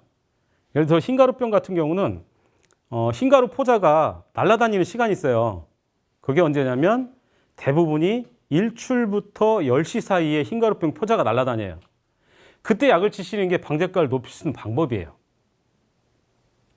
그 다음 요즘 제주도에도 딸기를 재배하시는 걸로 얘기를 들었는데 딸기는 특히 요즘에 이제 품종이 바뀌면서 제피곰팡이에 대한 방제가 상당히 중요시되고 있는데요. 제피곰팡이는 습도에 굉장히 민감한 병입니다. 그래서 제피곰팡이 약을 오후에 치신다고 하면 저는 기절합니다. 제피곰팡이는 무조건 약제를 오전에 치시고 환기를 시켜서 습도를 낮추시는 게 방제가를 높일 수 있는 방법이에요. 이런 그 방제 시간까지도 고려해서 약을 치시는 게 여러분들이 좀 더 수준 높은 농사를 지시는 방법이라고 생각을 합니다. 그래서 꼭 기억하시라고 제가 말씀을 드리는 거고요. 또 한 가지 이제 노지작물을 하실 때 약을 치고 나서 비가 언제 오는지에 대한 걱정들이 많으세요. 자, 재밌는 거는 요즘은 스마트폰이 있어요. 그래서 내가 살고 있는 읍면별로도 일기예보를 시간별로 확인할 수가 있습니다. 그래서 갑자기 소나기가 온다라고 하면 미리 예측을 하시고 내가 진짜 지금 이 시간이 아니면 약을 못 쳐라고 하시는 분 아니시면 그걸 감안해서 약을 치셔야 돼요. 약을 치시고 난 다음에 비가 아예 안 오면 약 방제가가 91% 정도, 약 효과가 91% 정도 나와요. 예를 들어서 100원짜리 썼으면 91원어치 효과가 나오는 겁니다. 근데 48시간, 24시간, 시간이 짧을수록 약에 대한 효과가 줄어들죠. 약 치고 나서 바로 비 오면 50% 이상이 안 되니까 그냥 노동력도 날리신 거고 약값도 버리신 거예요. 그래서 이런 일기예보도 활용하셔서 약을 언제쯤 시간에 맞춰서 쳐야 되겠다. 이런 것도 감안하셨으면 좋겠습니다. 그 다음에는 제가 이제 미생물 얘기를 좀 하려고 해요. 왜 그러냐면 요즘에 그 전국에 제가 알기로 167개 농업기술센터가 있는 걸로 알고 있는데 대부분이 미생물 배양센터를 운영을 하고 거기에서 배양된 미생물들을 여러분들한테 공급을 해주세요. 근데 공급을 해주시는데 여러분들 쓰시는 분들이 자꾸 헷갈려서 쓰시는 분들이 있으시더라고요. 제가 정리를 하나 해드리려고 하는 게 뭐냐면 공기를 좋아하는 녀석들, 공기를 싫어하는 녀석들이 있어요. 자, 예를 들어서 유산균이라고 하는 놈이 있죠. 유산균이 어디서 크는 거예요? 제일 많이 크는 데가 김치예요. 김치를 담고 보관하실 때 햇빛에다 담고 뚜껑 열어놓나요? 다 가둬놔요. 공기를 싫어하기 때문에 공기를 싫어하는 조건을 만들어주는 거예요. 얘네들 두 개는 공기를 싫어해요. 얘들을 연면 시비를 해갖고 공중에다가 뿌렸어요. 효과가 있을까요? 제가 봐서는 차라리 관조하는 게 효과가 더 있지 않을까 생각을 하는 거예요. 그리고 공기를 좋아하는 놈들이 있어요. 이런 놈들은 땅속에 집어넣으면 공기가 부족하니까 얘들이 힘들죠. 활동을 덜 하는 거죠. 그래서 이런 녀석들은 차라리 연면 시비를 하는 게 더 효과가 낫다는 거죠. 관조보다는. 그래서 이제 이런 중간적인 부분이나 이런 것들도 있지만 특히 이런 것들은 기억하셨다가 활용하시면 똑같은 제품을 쓰셔도 좀 더 좋은 효과가 나오지 않을까. 그래서 제가 이 자료를 드린 거예요. 이거 보시고 꼭 기억하실 거. 어떤 녀석을 관주를 할 건지 어떤 녀석을 연면 시비를 할 건지는 여러분들이 선택을 하세요. 반대로 가게 되면 당연히 이렇게 간 것보다는 효과가 떨어지지 않을까. 제 생각은 그렇습니다. 그래서 미생물을 활용하시는 방법도 상당히 좋은 효과가 나오는 놈들이에요. 근데도 활용을 못 하시면 그만큼의 값어치가 안 나옵니다. 그래서 이거는 꼭 기억하셨다가 활용을 해주세요. 자, 저는 준비한 자료는 여기까지 마치도록 하겠습니다. 감사합니다.